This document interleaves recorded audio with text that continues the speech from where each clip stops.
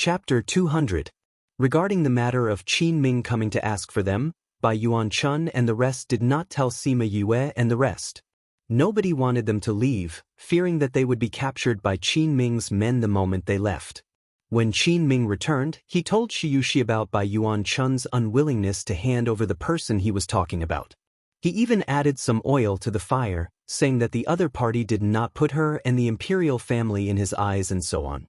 She was so angry that she slammed the table and scolded him, saying that she would pursue this matter to the end with Sandgull.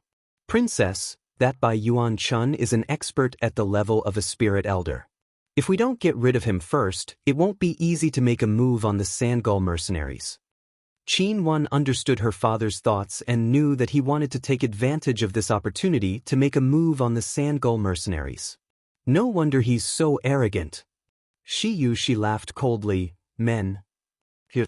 2 guards came in and said to Shiyushi, "What orders does Princess have?" "The 2 of you, go back and tell Mother to send 2 spirit paragons over." Shiyushi ordered. "Yes, Prince." The 2 of them left and headed straight for the teleportation array. Qin Wan and Qin Ming looked at each other, and a faint smile appeared on their faces. "Princess, Captain, according to the news we've received, the Sandgulls have received a mission that is very important to them. It seems that Bai Yun Chun is planning to go personally. Perhaps we can take care of him outside. Then, wouldn't the Sandgull be at the mercy of the princess and the commander?" Someone suggested. "Go and investigate clearly where Bai Yuan Chun went." Shiyushi said. "Yes, Prince." 5 days later, Sima Yue was cultivating in the courtyard. She planned to unblock Little Two's last 3 meridians in 2 days and then leave for the imperial capital. She would then transfer to the teleportation array to the central Wu Kingdom. Suddenly, there was a commotion outside, and Bai Yunqi's voice could be heard. She stopped cultivating, opened the door, and went out. In the courtyard, Fatty Chu and the others were talking to Bai Yunqi. Bai Yunqi's condition wasn't very good. Her body was covered with injuries. She was shocked and asked, "What happened?" "Yue, last time you said that you were an alchemist and a doctor, right?" Bai Yunqi ran over and grabbed her hand. "Are you hurt? Let me see." Sima Yue said. "Really? This is great. Yue, quick, save my father." As Bai Yunqi spoke, she pulled Sima Yue and ran towards Bai Yuan Chun's courtyard. Wei Ziqi and the others looked at each other and followed. When Sima Yue and the rest arrived at the main courtyard, they saw that there were many people outside. When they saw them, some of them looked unfriendly, which made Sima Yue suspicious. "All of you, get out of the way." Bai Yunqi was blocked outside the room and couldn't get close to the room. She shouted at those people. "Young master, why did you bring them here? Captain is like this because of them." Someone said unhappily. Wei Ziqi and the rest stopped in their tracks. Was it because of them that they were injured? What was going on? "Get out of my way!" Bai Yunqi roared. But those people were still blocking the courtyard. "Let them come over." Sun Ranran came out of the house and said. Her voice was not loud, but everyone in the courtyard was stunned, and they consciously made a path for her. "Yue, quickly!" Bai Yunqi pulled her through the courtyard and came to the front of the room. "Madam." Sima Yue saw that Sun Ranran's face was pale, as if she had suffered a huge blow. "Come in." Sun Ranran nodded at her and opened the door to enter. Sima Yue followed her in, but before she even entered the room, she could smell the thick stench of blood. Bai Yuan Chun was lying on the bed, exhaling more air than inhaling. The alchemist and doctors said that there was no other way. Yunqi said that you have medical skills and insisted that you try again. Sun Ranran's voice was trembling. Sima Yue did not know how Bai Yuan Chun had suddenly suffered such a heavy injury, so she said, "Let me take a look at uncle's condition first." After she finished speaking, she came to the front of the bed and took a quick look. Then she took out a pill and fed it to him. Vitality Recovery Pill. The alchemist who was standing to the side saw the pill that Sima Yue took out and said in astonishment. When Sun Ranran heard about the Vitality Recovery Pill, she was also shocked because this was a 5th-ranked pill. It was one of the best medicines out of all the medicines. As long as the person had a single breath, they would not die. Moreover, very few people were able to refine it. She never thought that Sima Yue would be able to casually take out such a pill. Sima Yue looked at the alchemist and did not say anything. She continued to check on Bai Yuan-chun's condition. Yue, how is my father? Bai Yunqi asked. Sima Yue checked on Bai Yuan-chun's condition. It could no longer be described as bad, so she said, his condition is not good. Don't disturb me. Sun Ranran looked at Sima Yue and thought that there was still a way to save Bai Yuan-chun. She took 2 steps forward and pulled on Bai Yunqi, indicating that he should not speak. Sima Yue congealed a ball of flame and controlled it to burn off Bai Yuan-chun's clothes. Then she took out a box of silver needles and inserted a few tens of needles into his stomach and head. Then she watched as his body slowly healed under the effects of the vitality recovery pill. Yue. Bai Yunqi did not speak while she was inserting the needles. When he saw her stand up, he opened his mouth to ask. Everyone in the room looked at her, waiting for her results. Other than the wounds on his body, Uncle's internal organs have been ruptured. His meridians have all been broken. Unless he is reborn, even if his life is saved, he can only stay in bed. Sima Yue said. Sun Ranran's body swayed and she retreated 2 steps. Bai Yunqi hurriedly went forward to support her. Mother, what happened to you? Sun Ranran shook her head and tried her best to stabilize her mind, saying, at least his life is saved. Although she thought this way, 2 streams of tears still fell from her eyes. Yue, are those needles going to be like this forever? Bai Yunqi asked. These needles are temporarily used by me to stabilize his meridians, so that his meridians will not continue to shrink. Sima Yue said, as for his internal injuries, he can only wait for the vitality recovery pill to heal. Thank you. Sun Ranran said. Originally, the doctors and alchemists had said that there was no other way. Who would have thought that she would actually be able to save his life? This was a bit easier for them to accept. Yue, my father's meridians are all broken. Is it really impossible to recover? Bai Yunqi still could not accept that his own father could only lie in bed like this and asked. I just said, unless he is reborn, he can only stay in bed for the rest of his life. Sima Yue said with certainty. Madam, young master, this group leader has suffered such serious injuries. It is already not easy to save his life. A doctor in the room said. What do you mean not easy? Get out of here, all of you useless things. Bai Yunqi heard the doctor's words and roared angrily. All of you can leave. Sun Ranran stood up and said to Bai Yunqi, Yunqi, send them out. Yes, mother. Bai Yunqi saw her mother like this. Although she was extremely unwilling, she still obediently sent all of them out. At that moment, only Sima Yue and Sun Ranran were left in the room. Sun Ranran looked at her and said, You still have something to say just now, right? Chapter 201. Sima Yue raised her eyebrows. How did she know? Bai Yunqi sent them to the door and came back. When she heard Sun Ranran's words, she asked, Yue, do you still have a way to save father? Sima Yue nodded and said, Even though uncle's tendons and veins are all broken, he will be fine as long as they are reconnected. I didn't say anything just now because I didn't want the people outside to know about it. But Bai Yunqi was puzzled. From the looks of the people outside just now, I'm sure uncle's injury wasn't because of an ordinary reason. If that's the case, the other party will definitely think that uncle can't be saved.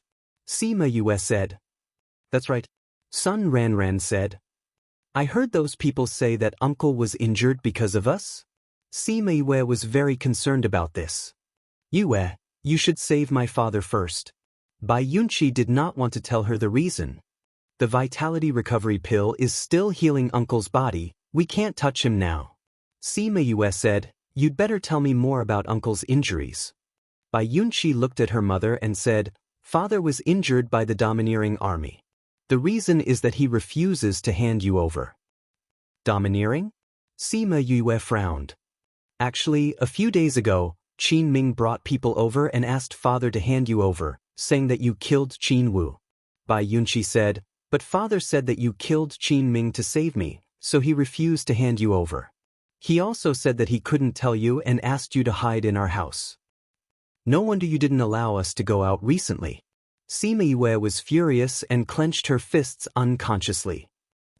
It just so happened that we had accepted a mission this time, so father went personally. However, we didn't expect that Shiyushi would go back and ask the princess consort to send 2 spirit paragon experts over. They took advantage of the fact that father was out on a mission to injure him. If they hadn't risked their lives to protect me, I'm afraid that my father would have died. When Bai Yunqi said this, the veins on her forehead bulged. She was also very angry. Why didn't you tell us about this? If we had left earlier, Sima Yue blamed herself. You are my benefactors, how can we hand you over? Bai Yunqi patted Sima Yue's shoulder.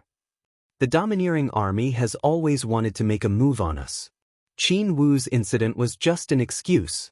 Sun Ranran said, even without you guys, they would find other reasons. Don't take it to heart. How could he not take it to heart? You said they sent 2 spirit paragons? Sima Yue asked. Yes, Qin Mo sent him, Bai Yunqi said. Qin Mo? Shiyueshi's mother? Bai Yunqi nodded. Qin Ming is the elder brother, Qin Mo is the middle, and Qin Wu is the youngest. Originally, the domineering army was just a small mercenary group. However, for some reason, His Majesty took a fancy to Qin Mo and married her as his concubine. Ever since Qin Mo became the princess consort, the only one left was Shiyueshi, who was extremely talented. The domineering army developed and became one of the 3 largest mercenary groups. We don't know how they found out that we killed Qin Wu, so they used this incident to make trouble for us. Those 2 spirit paragons were sent by Qin Mo to avenge Qin Wu. Sima Yue heard Bai Yunqi's words and narrowed her eyes. West Moon Kingdom's consort, sigh, just like mother said, the domineering army has been spying on us for a long time. Even if this incident didn't happen, there would be another one. Bai Yunqi comforted when she saw that Sima Yue's expression was not right. Sima Yue looked at this family. This incident was all because of the 5 of them. However, not only did they not hand her over to make peace, they even comforted her in this situation. She really didn't know whether to call them stupid or stupid. However, she was really touched by their kindness. Don't worry, I will definitely cure uncle. Not knowing how to express her feelings, Sima Yue could only promise like this. West Moon Kingdom's royal family, very good, very good. Yue, can my father really be like before? Bai Yunqi looked at Sima Yue and asked. Sima Yue came to the bedside and looked at Bai Yunchun's condition, saying, I need a quiet environment. It's best if everyone else leaves. At the same time, this was to prevent others from finding out about the situation here. No problem. Prepare a pool. 3 meters long and 1 meter deep will do. All right. Also, let our Bei Gong Tang, Ouyang Fei and the others come and help me. This time, Bai Ran went out and said that Sima Yue wanted to save Bai Yunchun's life. When those people asked about Bai Yunchun's condition, Sun Ran told them everything that Sima Yue had said with a red nose. When those people heard that even if he was cured, he could only lie on the bed as a cripple, their expressions were all different. Even if he can only lie on the bed in the future, I still want to save him. Although Old Master has fallen, the mercenary group cannot fall. You guys should go and do what you need to do. You can't mess things up, understand? Understood. You can all disperse. Sun Ran waved her hand and those people left the courtyard. Bei Gong Tang and the others stood in their original positions without moving. Those people had already told them the reason for Bai Yunchun's injury. The 4 of them blamed themselves and wanted to see if they could help. You guys can come in. Sun Ran said to them. Seeing Bei Gong Tang and the others enter, Little Tu also followed in. Yue, uncle, he really? Fatty Chu said as he looked at the lifeless Bai Yunchun on the bed. He can still be saved. Sima Yue said, but I need your help. Just tell us what you need us to do. Okay. The pond that Sima Yue asked for just happened to be in this courtyard. She let Bai Yunqi fill it with water. After that, together with Bei Gong Tang and Ouyang Fei, the 3 of them took out many medicinal ingredients to refine them. They poured the essence of the ingredients into the pond. When the water changed color, Bei Gong Tang and the others continued. She went to remove the silver needles from Bai Yunchun's body and let Bai Yunqi carry him into the pond. Yunqi, you have to support Uncle well. You can't let him fall. Sima Yue said. I understand. Bai Yunqi nodded. Sima Yue let Bei Gong Tang and the others continue to refine the medicinal ingredients. She sat opposite Bai Yunchun and guided the medicine in the water into his body. At the same time, she used the silver needles and spiritual energy to connect his meridians. This entire process required a high level of concentration. In the house, other than Bei Gong Tang and Ouyang Fei, there was only Bai Yunqi in the water and Sun Ran on the shore. There was also Chongming, who had been invited to ensure her safety. Seeing her like this, they didn't even dare to breathe loudly. Sima Yue didn't say anything, but Bei Gong Tang and Ouyang Fei didn't stop refining the medicinal ingredients. They did their best to maintain the medicinal effects of the water. This continued for 3 days. If it wasn't for the fact that Bei Gong Tang and Ouyang Fei had been trained to have abnormal mental strength, the two of them would have collapsed long ago. Chapter 202. Bai Yunqi supported Sima Yue from behind by Yuan Chun. Seeing that Sima Yue's complexion was getting worse and worse, she gritted her teeth and continued to connect her father's meridians. Her heart was moved beyond words. 3 days later, Sima Yue put away the silver needles in her hand and took out a pill for him to eat. Then she smiled at Bai Yunqi and said, "It's done." After saying that, she fell backwards. Yue, Yue, several voices rang out at the same time. Because Bai Yunqi was separated by Yuan Chun, she reached out to grab her, but was unable to do so. Just as her head was about to be submerged in the water, a figure quickly swept past, scooped her up from the water, and flew her to the opposite shore. Chongming held Sima Yue in his arms. Seeing that she had completely fainted, he asked anxiously, "What happened to her?" "She just fainted from exhaustion." Bei Gong Tang said. Although she and Ouyang Fei did not faint, they both sat down on the ground because they were too relaxed. Sun Ran quickly came up and helped the two of them sit down. She looked at them gratefully and said, "Thank you for your hard work. I'll bring her back to rest first." Chongming carried Sima Yue and walked out, but was stopped by Bei Gong Tang, who asked him to carry her over. Bei Gong Tang took out 3 pills and gave one to Ouyang Fei. She ate one herself and gave the remaining one to Chongming.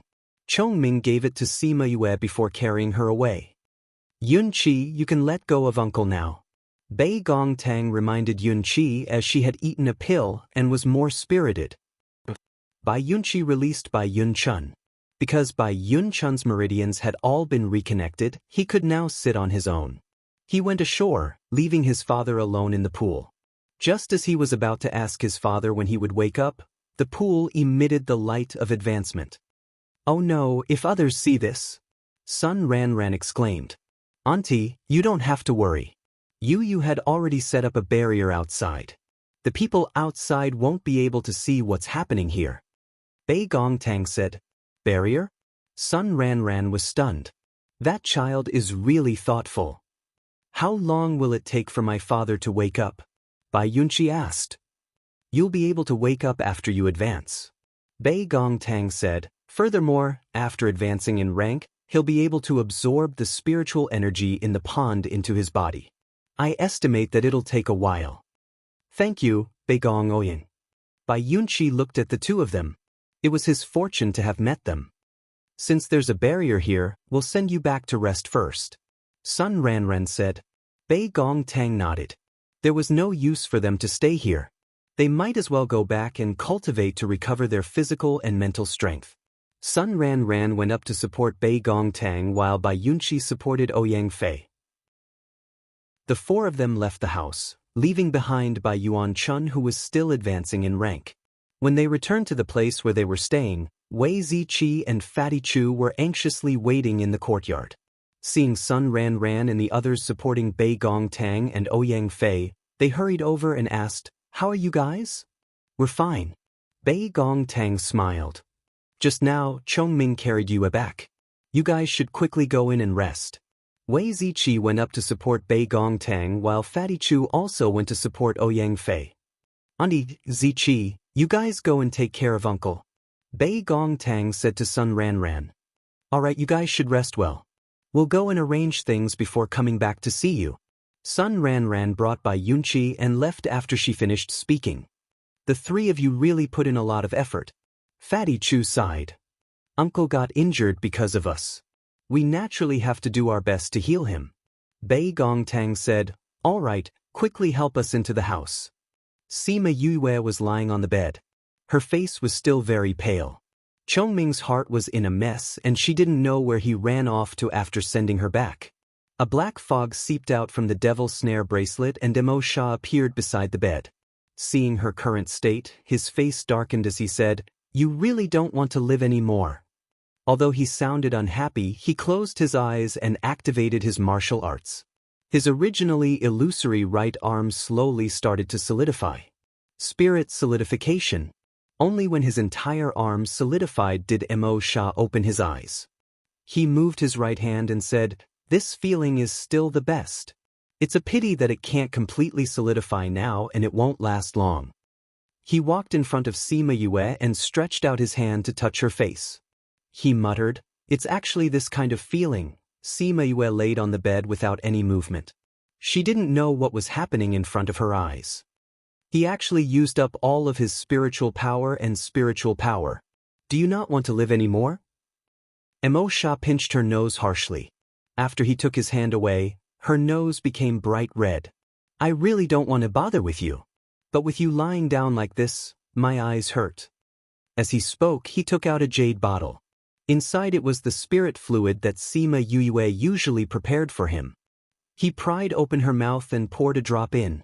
Only then did her depleted mental energy recover. Only then did her body start to absorb the spiritual energy from the outside. Only then did she slowly resume her cultivation. Her mental energy was completely depleted and her spiritual energy was completely depleted. Her body was like a machine without oil. Everything stopped working. If it wasn't for Mo Shah's help, who knew what would have happened to her? Mo Shah kept the jade bottle and wanted to pinch Sima Yu's face again to vent his unhappiness. However, the moment his hand touched her skin, before he could exert any strength, it returned to how it was before. I can only hold on for a while. Mo Shah was still not satisfied with his current strength. Although his spiritual energy recovered quite a bit after he formed a contract with Sima Yue, it still made him feel powerless. If you do this again, I'll hang you up and beat you. Mo Shah returned to the bracelet after he finished speaking. He didn't realize that his tone had a hint of pampering. Sima Yue seemed to have sensed something. Even though she was unconscious, she still furrowed her brows. On the other side, when Bai Yunqi and the others returned, Bai Yunchun had already woken up. He was currently in the pond absorbing the remaining medicinal energy. Father, you're awake. Bai Yunqi excitedly looked at Bai Yunchun. Bai Yunchun was in the water. When he saw his wife, he asked suspiciously, Didn't I die? How come not only am I completely fine, I even advanced in rank? It was Yue and Bei Gong Ouyang who saved you. Bai Yunqi said. They saved me? Bai Yunchun was flabbergasted. That's right. Because they saved you, the three of them are now paralyzed. Yue even fainted. Bai Yunqi said. What happened? Bai Yunqi explained how Sima Yue and the others had saved her. In the end, she concluded, aren't they powerful? However, the medicinal ingredients they refined for you in these 3 days would probably cost a few 100,000 gold coins. In this kind of water, it would be hard for you not to advance in rank. Bai Yunchun lowered his head to look at the water that still had some color. He said, This time, I really have to thank them properly. Bei Gong said that you've just advanced in rank. Absorbing the medicinal energy in the water can help you consolidate your strength. Bai Yunchun nodded. When he woke up, he discovered that he could absorb it. We'll talk about this later. Right now, tell me about the mercenary group's current situation. Chapter 203. Sun Ranran explained the current situation to him. If it wasn't for her arrangements these past few days, they would have been dead by now. Brother Chun, I think we have a domineering guild spy here, and his rank isn't low either, Sun Ranran finally said. Traitor? Sun Ran nodded and said, "Not many people know that you guys killed Qin Wu, and even fewer people know that your father is going to personally carry out a mission, and where he is going to carry out the mission. However, the domineering army knows about this." Bai Yuan Chun agreed and said, "The last time I saw Qin Ming come to ask for people, I already had this kind of conjecture. However, because of the urgency of the situation, I didn't have the time to find the traitor." "Then Yue must have guessed it. No wonder she wanted to keep the news of father's recovery a secret," Bai Yunqi said. "That child is also a smart child. He guessed this from a few words of others." Sun Ran said, "Dad, Mom, what should we do next?" Bai Yunqi asked. "Right now, many of the teams that went out on missions have been killed by the domineering army.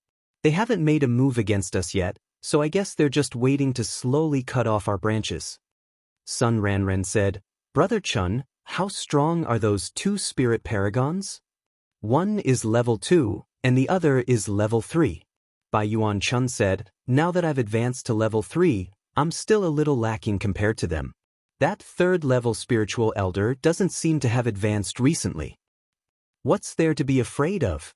Bai Yunqi said, "Since they have 2 spirit paragons, we'll just kill one of them. Father was almost killed, we can't just let it go like this." "Killing one is easier said than done." Sun Ran frowned. "Mother, have you forgotten that we have someone even more powerful?" Bai Yunqi said. "Even more powerful?" Sun Ran stared blankly at first, then she suddenly realized and said, "You mean Chongming?" "That's right, it's him." Bai Yunqi said, "He's a sacred beast, even if another dozen spirit paragons came, he wouldn't be afraid." She was afraid that he wouldn't be willing to help. After all, he only promised to protect Yue. "If it's possible, we can ask Yue for help." Sun Ran thought for 2 seconds and said, "That child doesn't seem like a difficult person to talk to." "It's not just difficult to talk to them. Didn't you see Ziqi and the others' expressions just now? I think they're already bearing a grudge against the domineering army." Bai Yunqi was filled with envy, jealousy, and hatred towards their relationship. In this world, there were very few people who cared so much about people who were not related to them by blood. Using Fatty Chu's words, they were not family, but they were closer than family. Many relatives couldn't even do what they did. After discussing for a long time, they decided to temporarily not spread the news of Bai Yuan Chun's recovery. They only said that his life was no longer in danger, and that he would spend the rest of his life in bed. As soon as he told the elders about this bad news, the domineering army received the news. Qin Ming, Qin Wan, Shi Yueshi and a few others were in the living room discussing the matter of exterminating the Sangles. Hearing that Bai Yuan Chun had already woken up and had become a cripple, Qin Ming laughed loudly and said that they could begin. "Father, why aren't we pursuing them? Why are we waiting for so many days?" Qin Wan didn't understand. "Haven't we been taking care of the Sangles these few days? I want to see if that Bai Yuan Chun will be able to get reinforcements. If someone were to suddenly appear and mess things up, it would be troublesome." Qin Ming said, "However, we've waited for 3 days and no one has come. This means that the Sangles have run out of luck. We can make our move now." "I see. Then father, when are we going to make our move?" Qin Wan asked. Qin Ming did not reply, but turned his gaze to Shi Yueshi and asked, "Princess, when do you think is a good time?" "Let's wait for 2 more days." Shi Yueshi said, "Master Jiang has returned to the capital for some matters. We'll wait for him to return before we make our move." Master Jiang was one of the 2 spirit paragons. "All right, then we'll wait for 2 more days." Qin Ming said, "We'll let the Sangles live for 2 more days. Furthermore, we can use these 2 days to receive those who are willing to join us." Shi Yueshi stood up and said, "Then we'll come back 2 days later. Teacher Hu, let's go back." After she finished speaking, she brought the other spirit paragon and left the Sangles. Sima Yue woke up in the afternoon of the 2nd day. During this time, Bai Yunqi and Sun Ran came to see her. Seeing that she was still unconscious, they were extremely worried. It was a good thing that Bei Gong Tang and the others had already recovered. They also said that Sima Yue was fine. Only then did the 2 of them relax. When Sima Yue woke up, she felt a pair of eyes looking at her. When she opened her eyes, she saw Chongming sitting by her bed, staring straight at her. Chongming? Sima Yoyue's voice was a little hoarse. Chongming asked.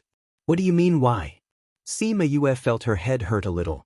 She raised a hand to support her forehead, not knowing what Chongming was asking. Chongming did not say anything else, but stood up and walked out. Sima Yue blinked, muttering to herself, "What's wrong with this guy?" Chongming walked out and very quickly, someone pushed the door open and entered. "How are you?" Bei Gongtang came to the bedside and sat down. Seeing that Sima Yoyue's complexion was still not very good, she asked.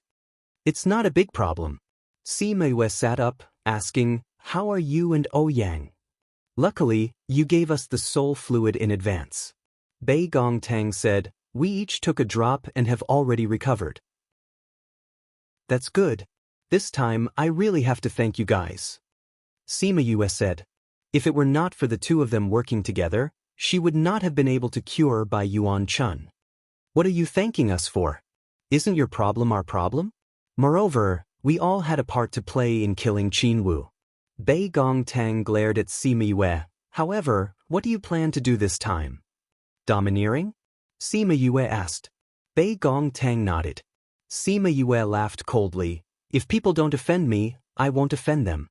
If people offend me, then I won't be polite. Then I'll call the few of them in to discuss this." Bei Gongtang left after speaking, and the few of them quickly came in. "Yue, how are you?" Wei Ziqi asked concernedly. "I'm fine." Sima Yue smiled as she replied. "This domineering army is too much. They actually used us as an excuse." Fatty Chu said hatefully, "This time, we'll definitely make them regret it." "That's right.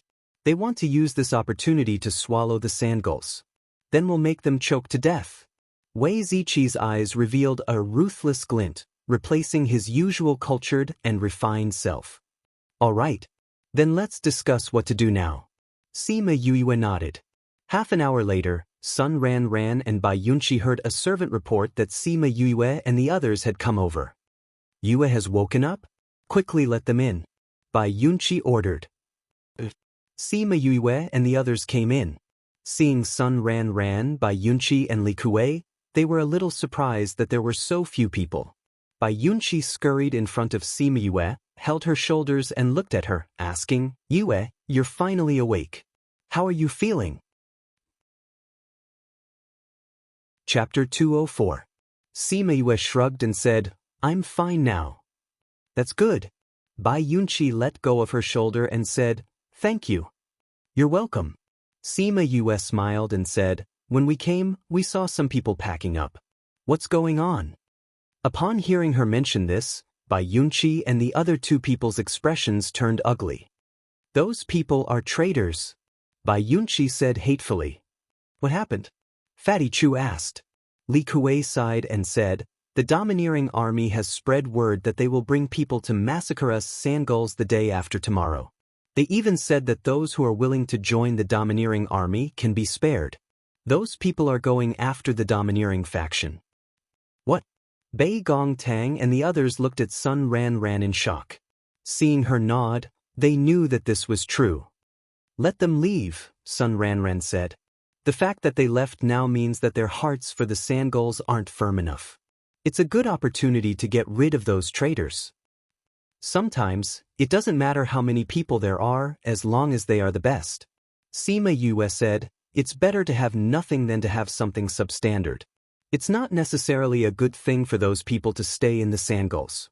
We can take this opportunity to get rid of them. But with so many people gone, how are we going to fight against the domineering army the day after tomorrow?" Li Kuei asked worriedly. "We're here to discuss this matter with you." Sima Yue said. "Yue, why don't you leave first?" Li Kuei looked at Sima Yue and the others, saying, "When you leave West Moon Kingdom and go to Central Wu Kingdom, you will be safe. Uncle Li, don't forget that we are not weak." Sima Yue said, "If there is danger, Chongming will protect me." "That's right, how could I forget about the sacred beast?" Li Kuei's originally worried eyes instantly lit up. It was all because Chongming was too low-key and restrained his aura that people overlooked him. But Chongming also said that he would only take care of the stronger ones, Sima Yue added. All right, as long as we take care of those strong people, we have the confidence to deal with the rest. Li Kuei said confidently. Then, he sighed, it would be great if guild leader could fight alongside us. He often said that he would bring people to wipe out the domineering army. Now that the two groups are facing each other, he is the first to fall. Brother Li, come with me. You guys come too. After Sun Ran finished speaking, she brought them to her and Bai Yuan Chun's room. Sima Yue and the rest knew that Bai Yun Chun was fine, so they were not too surprised. The moment Li Kuei entered and saw the person sitting by the bed, he stuttered, Commander? Li Kuei, when did you start stuttering? Bai Yuan Chun asked with a smile. Li Kuei excitedly walked over. Seeing that Bai Yun Chun was completely unharmed, he said in disbelief, Leader, it's really you. You're all right. Yeah, Yue and the rest saved me. After Bai Yuan Chun finished speaking, he looked at Yue and the rest gratefully. Li Kuei did not think that they would really be able to heal Bai Yuan Chun. He turned around and gave them a long bow, saying, Thank you all. Sima Yue went up to help Li Kuei up, saying, Uncle Li is too courteous. Brother Chun, from yesterday afternoon until today, more than 100 people have already left. Sun Ran said, I think that the day after tomorrow, I'm afraid that there will be many more who will want to rely on the domineering army. Bai Yuan Chun was not surprised. These past few years, the Sangulls had developed too quickly. The people they recruited were not all good seedlings, and not all of them were loyal. He also wanted to use this opportunity to clean up the domineering army. How many of the higher-ups have left? 7 or 8 have left. One of the senior figures has left. Sun Ran replied. Yang Cheng. Sima Yue did not have much influence on Yang Cheng. However, she guessed that this person should be the one who leaked the news of them killing Qin Wu. I didn't think that Yang Cheng had already relied on others. He sold our information in exchange for benefits. Li Kuei said angrily. When he left, he said that he had already been bought over by the domineering army 3 years ago. I was wondering why the domineering army knew about our matters these past 2 years. As expected. Don't tell anyone about my recovery for now. I want to see how many of our 1,000 people will be left. Bai Yuan Chun said. Yes, leader. Yes, father. Actually, the plan that Sima Yue and the others had discussed was very simple. If one came, they would kill one. If 2 came, they would kill 2. Also, to capture the bandits, they had to capture the leader first. Once they got rid of the domineering army's leader, the rest of the shrimp soldiers and crab generals would not be a problem. Sun Ran had said that the mercenary group would not blame those who were willing to leave. However, once they left, they would never be part of the Sangulls. If the Sangulls were lucky enough to survive this calamity, then those people would not be able to return. With Sun Ran's words, many people who were still looking for excuses to leave did not bother to find excuses anymore. They left without even saying goodbye. A large number of them directly sought refuge with the domineering army, while the rest left the imperial capital. Bai Yuan Chun heard Sun Ran's report and only said, Good. His indifferent expression did not reveal any emotions. As for Sima Yue and the others, they were cultivating in their own courtyard. In order to recover to her peak condition, she ate a large number of pills and entered into a state of cultivation. One day later, She brought 2 spirit paragons and appeared on time. The domineering army's people were already prepared and ready to go. Among them, there were quite a number of people who had transferred over from the Sangulls. Princess. She looked at those people and said, We will not directly participate in the battle. If there are people that you cannot handle, then Master and the others will take action. Princess is thinking too much. Qin Ming said, We have received accurate information that many of the Sangulls' higher-ups have left. Without Bai Yuan Chun, the spirit paragon, to hold the fort, they are now like a sheet of loose sand. Princess and the rest of the elders can just watch from the side. That would be the best.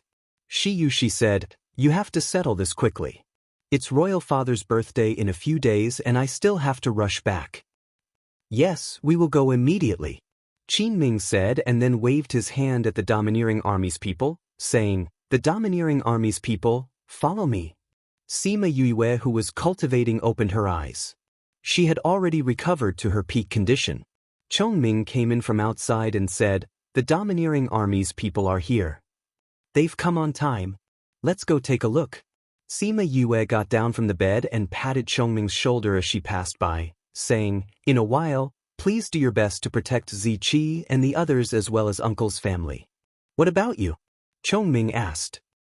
Sima Yue smiled, "I want to have a good battle today to test my current strength. What if you meet with danger?" Chongming looked at the smile on Sima Yue's face. That smile was obviously evil, but he did not feel disgusted at all. Instead, he was worried that she might be in danger. "I definitely won't fight with someone who is much stronger than me. I'm not an idiot." After Sima Yu finished speaking, she walked around Halcyon and left, leaving him standing there in a daze.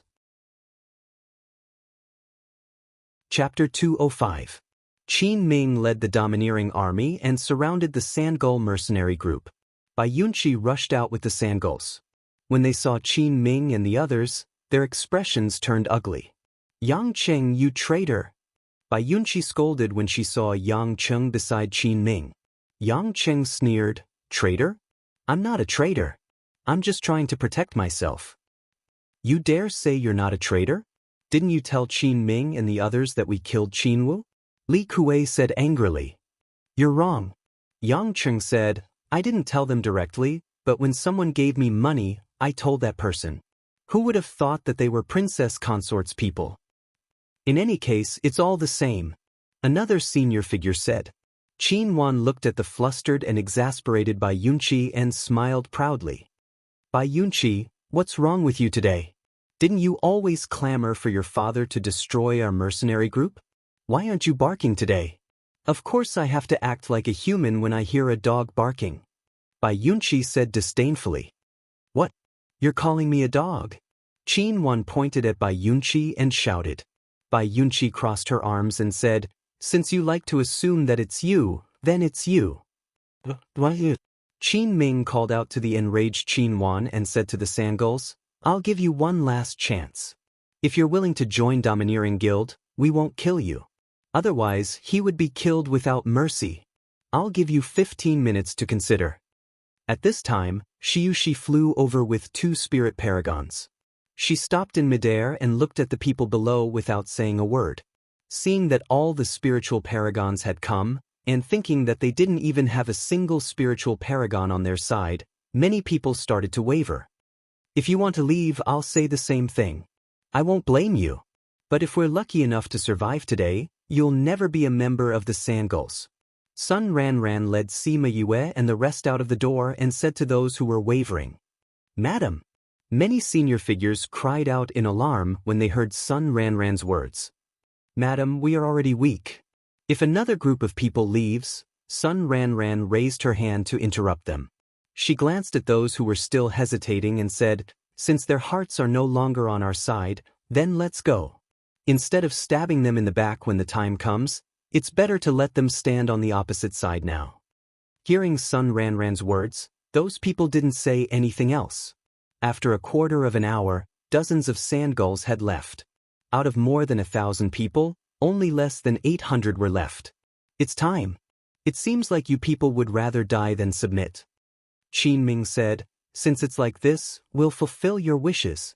Don't worry, after you go down, I will send your leader down to accompany you." "Are you talking about me?" An honest and powerful voice came from the door, startling the people outside. "Bai Yun-chun, didn't you become a cripple?"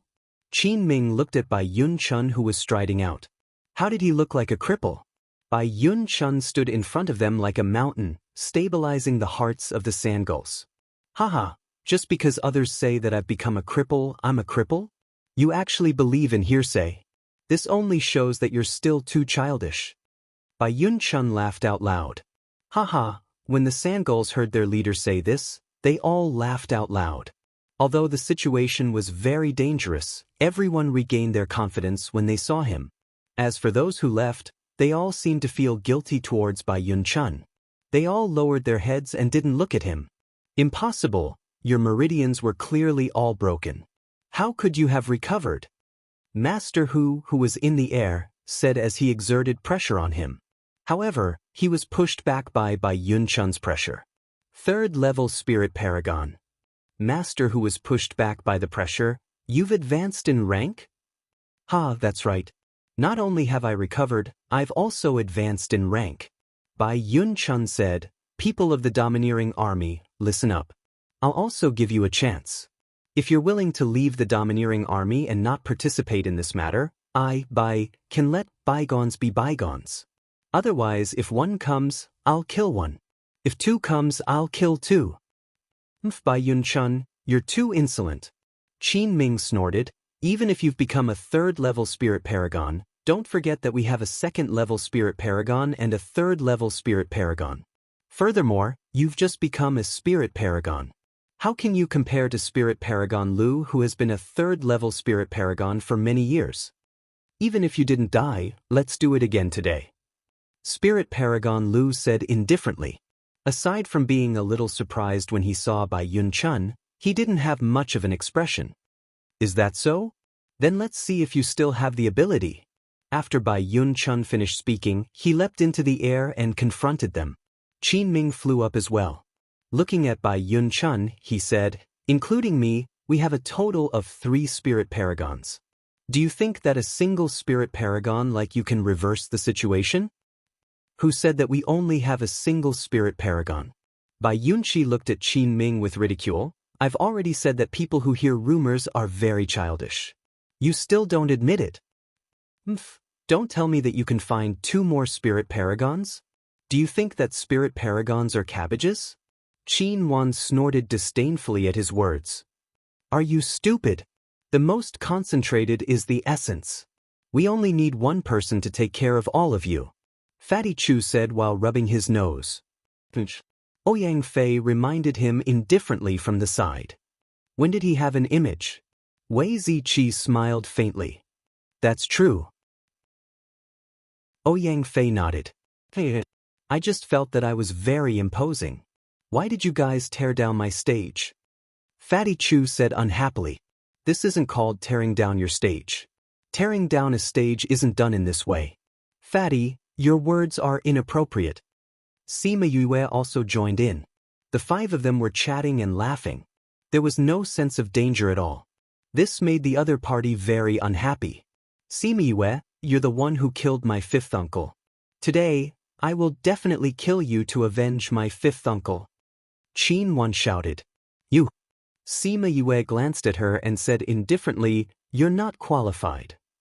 If she's not qualified, then what about me?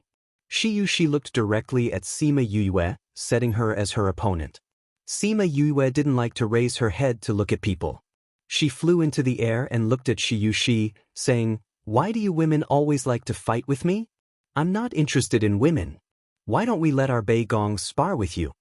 Bei Gong Tang just happened to fly to Sima Yue's side. She looked at Shi and nodded, saying, I'll reluctantly help you deal with this. A bunch of arrogant people. Spirit Paragon who saw that they were looking down on Shi and exerted pressure on them. He wanted to annoy them, but that pressure had no effect on them at all. This made the 2 mercenary groups extremely shocked. Chapter 206. How is this possible? Even Spirit Supremacy who couldn't believe it. He was well aware of Spirit Supremacy whose aura. Spirit Supremacy whose aura was much stronger than others. Spirit Supremacy whose aura was even stronger than others. However, Sima Yue and Bei Gong Tang did not feel anything at all. Could it be that they were spiritual venerables? Many people thought so, but they quickly dismissed this idea. How could such a young spiritual venerable be possible? How can you resist Master Hu's pressure? Could it be that the 2 of you have some kind of treasure on you? Shiyueshi looked at the 2 of them suspiciously. I wish we had such a treasure too, don't I, Bei Gong? Sima Yue said. Bei Gong Tang nodded, agreeing with Sima Yue's idea. If it wasn't for the help of the treasure, how could you possibly withstand this pressure? Shi didn't believe it. If you practice like this, you'll be able to do it, right, Halcyon? After Sima Yu finished speaking, she glanced at Halcyon, who was standing on the rooftop without moving. Chongming understood what she meant and flew to her side. Someone from Domineering Army recognized him and exclaimed, "Ah, I remember now. He's the sacred beast that started the spirit beasts in Mountain Water City a while ago." Sacred beast. There was an uproar below. Everyone's eyes were wide open, and their jaws were about to drop to the ground. Halcyon glanced at Spirit Sovereign Hu. That gaze made his body stiffen, and he fell from the sky. Chongming's identity had reversed the entire situation, making the onlookers' jaws drop. Those who had left were filled with regret. They felt that Sand Gull was going to die, so they wanted to leave. However, the appearance of this sacred beast was enough to wipe out everyone in the Domineering Army. Qin Ming and the rest were scared silly. With a sacred beast, how could they still fight? If they had known earlier that the other party had a sacred beast, they would definitely have waited for Sima Yue and the rest to leave before attacking. Now that things were like this, they couldn't retreat even if they wanted to. Sima Yue smirked. "I heard that Leader Qin asked Uncle Bai to hand us over. We are here now. What do you plan to do? Do you want us to bring our heads here?" Without waiting for the other party to reply, she continued, "Yes, you even plan to use us as an excuse to destroy the Sandgulls. We can't agree to that. Yue, why are you still talking nonsense with them? They've already come all the way to our doorstep. No matter what, we'll make sure they don't return today," Bai Yunqi shouted. Sima Yue nodded and said, "Chongming said that he won't attack those who are weak. It's too damaging to his dignity, so you have to deal with those who are below spiritual venerable by yourselves. Oh, that Master Hu, he's the one who injured Uncle. Chongming, don't kill him. Leave him for Uncle to avenge himself." "Aya, Yue, this is the first time I've felt that you're so slow." Fatty Chu couldn't suppress the fighting spirit in his body and raised his fist as he charged towards the other party. Once he moved, the Sandgulls who had been suppressing their anger also moved. They had accumulated too much anger in their hearts over the past 2 days. Today, they could vent it all out, so everyone's fighting spirit was very strong. Although Sima Yue had said that Chongming wouldn't attack those who were weak, once they thought that he was a member of the Sandgulls, the small fries from the Domineering Army were scared stiff and their fighting spirit plummeted. Although the Domineering Army had about twice the number of the Sandgulls, their fighting spirit was far from the Sandgulls. They had been at a disadvantage since the beginning. Sima Yue looked at the chaotic scene below and said, "I'll leave this to you guys." After speaking, she went down to join the battle. "I'll also experience your strength." After Shiyushi finished speaking, she attacked Bei Gong Tang. The two of them fought further and further in the air. Bai Yunchun also attacked Spiritual Venerable Hu, leaving Spiritual Venerable Lu to guard against Chongming. Chongming sighed and said, "Actually, I don't like to kill people. But who asked you to provoke her?" After speaking, he closed his eyes. When he opened them again, there were only 2 pupils in his eyes. He stared straight at Spiritual Venerable Lu. His expression changed, and Spiritual Venerable Lu was immediately imprisoned. Chongming said faintly, and the space that imprisoned Spiritual Venerable Lu immediately broke apart. His body also turned into a bloody mist. This scene caused the people below to be stunned. He had only stood in his original position without moving, but he had already exterminated a 3rd-level Spiritual Venerable. Not even a trace of him was left. Even Sima Yue shivered when she saw this scene. If he had directly used this move on her at that time, would Qi Yan still be able to save her? The scene of Spiritual Venerable Lu being killed fiercely attacked everyone's hearts. The difference between the two sides' auras was once again pulled apart. The City Lord of Peace City had originally said that he was going to save Shiyushi, but when he saw Chongming, he was so scared that he immediately retreated back to the City Lord's residence. Oh my God, how did this Domineering Army provoke such an existence? The City Lord slapped his chest and cursed. It was a good thing that he did not express his loyalty to help Shiyushi from the start. Otherwise, he would have become a soul under this blade. Many powers had the same thoughts. It was a good thing that they did not participate in this matter. As for those powers that had a good relationship with the Sandgulls in the past, but did not extend a helping hand this time. They were endlessly regretful. With an existence like a sacred beast, how could the Sangol's future development be bad? I've never fought with so many people before. Fatty Chu waved his fists. One punch was enough to deal with one person. He was very satisfied. Sima Yu looked for those who were a little more powerful to battle. However, those people had been scared silly by Halcyon and were not her match at all. Her thoughts of looking for someone to have a good battle were dashed. It was as if she had fiercely thrown a punch, but had only hit a ball of cotton. This caused her to feel extremely gloomy. This battle continued for an entire day. The few streets in front of the Sangol's were filled with corpses. Those people who came really did not return. Shi Yushi and Bei Gongtang's strength were comparable. In the final battle, she was unfortunately killed by Bei Gongtang. Fatty Chu looked at the corpse on the ground and shook his head, saying, "A good princess just had to participate in this matter. It's too late to regret now." Her strength is indeed not bad. If not for Bei Gong training in the mountains for so long, I'm afraid that she would not be her opponent. Wei Ziqi said. In any case, she's not a good person. Ouyang Fei said. What he did not say was that it was fine to kill her. This princess is very loved by the West Moon Kingdom's emperor. If we kill her, won't we completely offend the West Moon Kingdom's royal family? Bei Gongtang said apologetically. What's there to be afraid of? We'll deal with whatever comes our way. If the West Moon Kingdom's royal family has any brains, they should not have come to find trouble with us. Otherwise, we'll make them restless. Sima Yue shrugged. She did not take this to heart. At worst, she would just say that Chongming killed her and they wanted revenge. All right, go find Chongming for revenge. Chongming seemed to have sensed her thoughts and lowered his head to look at her. She did not know what he was thinking. Chapter 207. It was within everyone's expectations that the three great mercenary groups would become two great mercenary groups. After all, everyone had already heard about the domineering army and the Sangol's a few days ago. However, no one expected the domineering mercenary group to be annihilated. This caused many people to lose their bets. Bai Yunchun and the others did not have the time to care about the opinions of the people outside, because he was currently leading the fire and water attribute members of the mercenary group to clean up the corpses in front of them.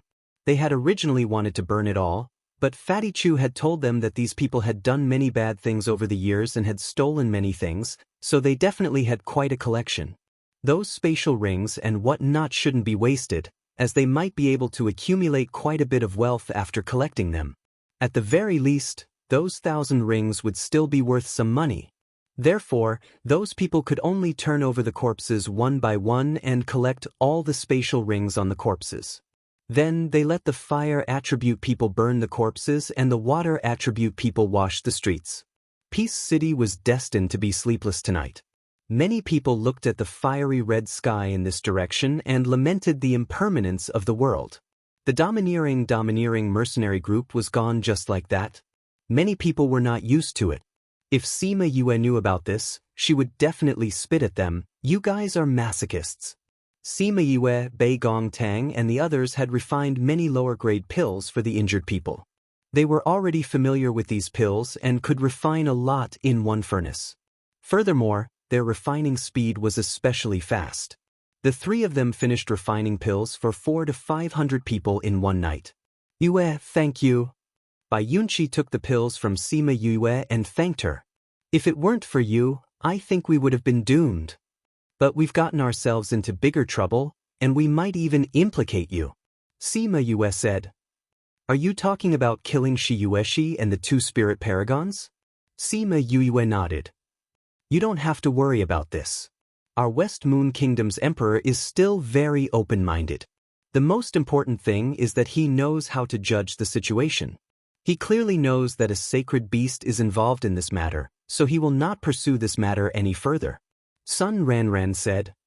Right, unless he dares to use the entire West Moon Kingdom to fight against the sacred beast. Bai Yunchi said. But isn't that Shi Yushi favored by the royal family? Fatty Chu said.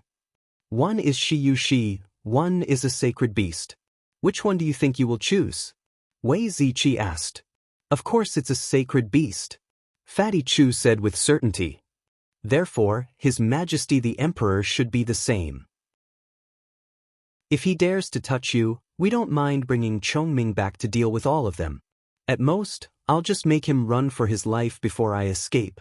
Sima Yue said, we're going to the capital anyway. With their abilities, it's impossible that they don't know where we are. When the time comes, I'll go with you. Bai Yunqi said without even thinking. We will go straight to Zhongwu country after we reach the imperial capital. What are you going to do there? Sima Yue disagreed. I'll go with you. If anything happens, I can go with you, Bai Yunqi said. Not good. Wei Ziqi shook his head and said, the few of us have no roots here. If we cause trouble, we can just leave. You have the Sand Gull army behind you.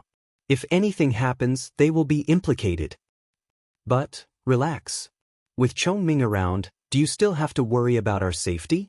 Sima Yue said. Bai Yunqi looked at Chongming, who had been quiet the whole time, and said, that's true. No matter what, we will settle this matter thoroughly before leaving West Moon Country. Bei Gongtang said. Aya, it's been a tiring day. Let's go back and rest. Sima Yue stretched lazily and said to Sun Ran Ran, Madam, we won't disturb you from cleaning up the mess. All right, you can go back and rest. If anything happens, I will find someone to inform you. Sun Ran Ran said with a smile. She was referring to if the royal family came to find trouble. Sima Yue and the rest went back to rest.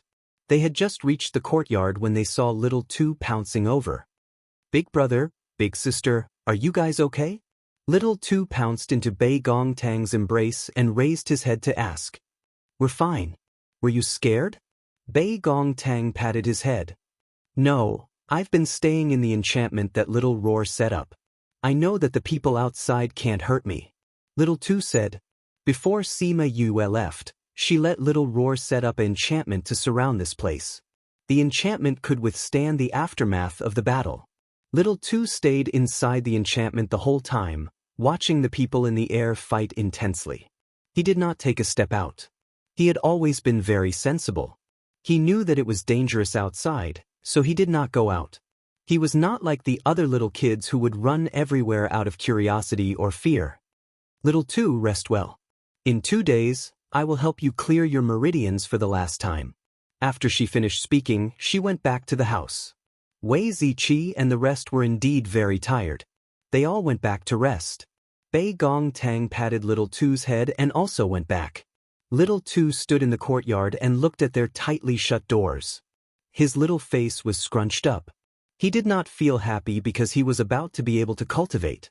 At the same time, the emperor who was far away in the imperial capital received an urgent report from Peace City. The city lord of Peace City told him everything that happened the night before.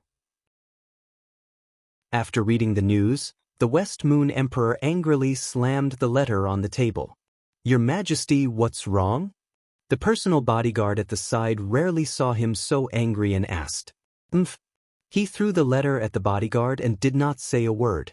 That bodyguard skimmed through the contents of the letter and raised his head in shock. Your Majesty, the princess, not long ago, Shan Shui City sent news that a sacred beast had appeared. This time, she actually provoked a sacred beast. The West Moon Emperor said, if the sacred beast is angry, it will definitely alarm the protectors. We may not even be able to defeat it. A sacred beast is an existence that is even stronger than a spirit paragon. Your Majesty, don't be anxious. Who knows, that sacred beast might not find trouble with us. The bodyguard said, I think what it says is that although the sacred beast has not been contracted, it still listens to Sima Yue. If we express goodwill to her and give her some compensation, we may be able to resolve this crisis. We can only do this now. The West Moon Emperor shook his head helplessly. Then he thought of something and stood up from the dragon throne, saying, Go to Warsaw Palace. In the Warsaw Palace, a woman who looked very similar to she was currently feeding the fishes by the lake. When she heard the report that the West Moon Emperor had arrived, she quickly put down the bait in her hands and bowed, Greetings, Your Majesty. The West Moon Emperor looked at her and did not speak for a long time. That gaze made Qin Mo feel uneasy. Your Majesty? She raised her head, her eyes filled with grievance. I'm here to tell you two things. The West Moon Emperor said, the first is that Shi has been killed. The second is that the domineering army has been exterminated by the Sandgulls. What? Qin Mo was so shocked by the West Moon Emperor that she could not stand steadily. The palace maids at the side quickly came forward to support her. Chapter 208. Your Majesty, our child. How could she die? Domineering army. Domineering army has been annihilated. How is this possible? Qin Mo was so frightened that she was incoherent as she grabbed the palace maid's hand. You guys from the domineering army have been rather arrogant these past few years.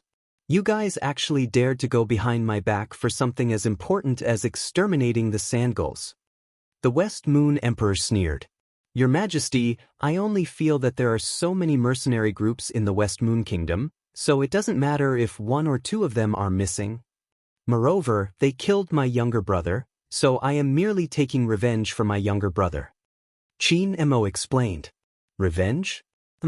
Not only did you fail to take revenge, you even got yourself into trouble. The West Moon Emperor said, you'd better stay here obediently. If you do anything else, don't blame me for disregarding our relationship as husband and wife. After saying that, the West Moon Emperor left without looking back. Qin Mo's vision turned black and he fainted. Your Highness, Your Highness. The palace maid hurriedly had the palace maids by her side come over. Several of them helped Qin Mo to the pavilion at the side. After a while, Qin Mo slowly woke up. The first thing he said when he opened his eyes was, "Go and find out what's going on." Unfortunately, when her palace maids received the order, they were informed that they were not allowed to leave Warsaw, and many guards were sent to surround the Warsaw Palace.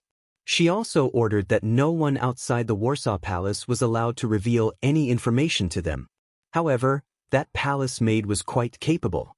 She managed to find out that Shi was killed by Sima Yue and a few others. This Sima Yue, he killed my younger brother and now he killed my daughter. She and I are irreconcilable.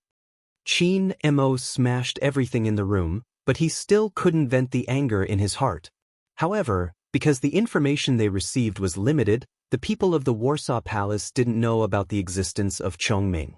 Thus, they made a series of wrong decisions, which made them pay a heavy price.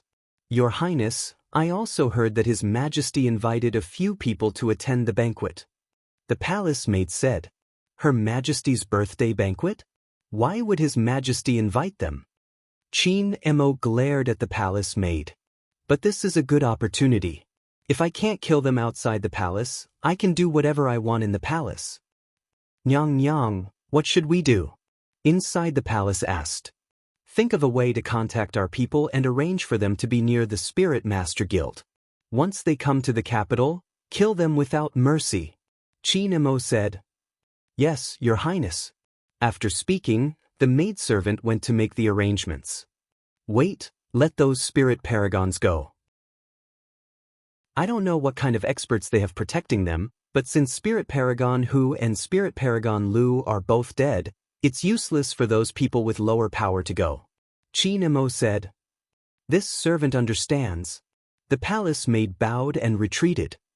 Sima Yue, I'll make sure you never return. In Peace City, Sima Yue looked at the smiling city lord. No matter how she looked at him, he looked like a blooming chrysanthemum. Cough cough, may I know why the city lord is looking for us? Wei Ziqi saw Sima Yue's expression and knew that she had thought of something bad. In order to prevent her from saying it out loud, he opened his mouth and asked.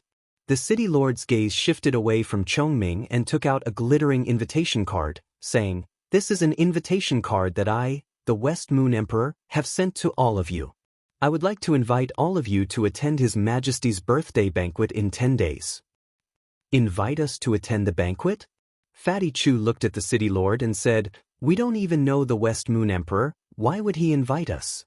Since the West Moon Emperor's invitation card had already been sent over, it would not be good for them to reject it. After all, they still needed to use the teleportation array in the capital. Wei Ziqi took the invitation card and said, "We will definitely be there on time." "Huh, then let's go together in a few days." The city lord said, "You are not familiar with that place, so I hope I have the honor of being your tour guide."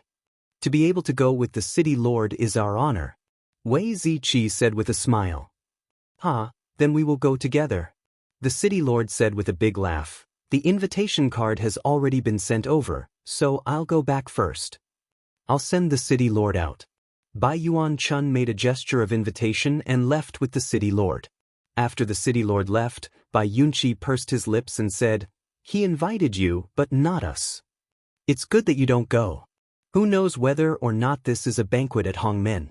Sima Yue said. "That's true." Bai Yunqi nodded. The capital was more dangerous than Peace City.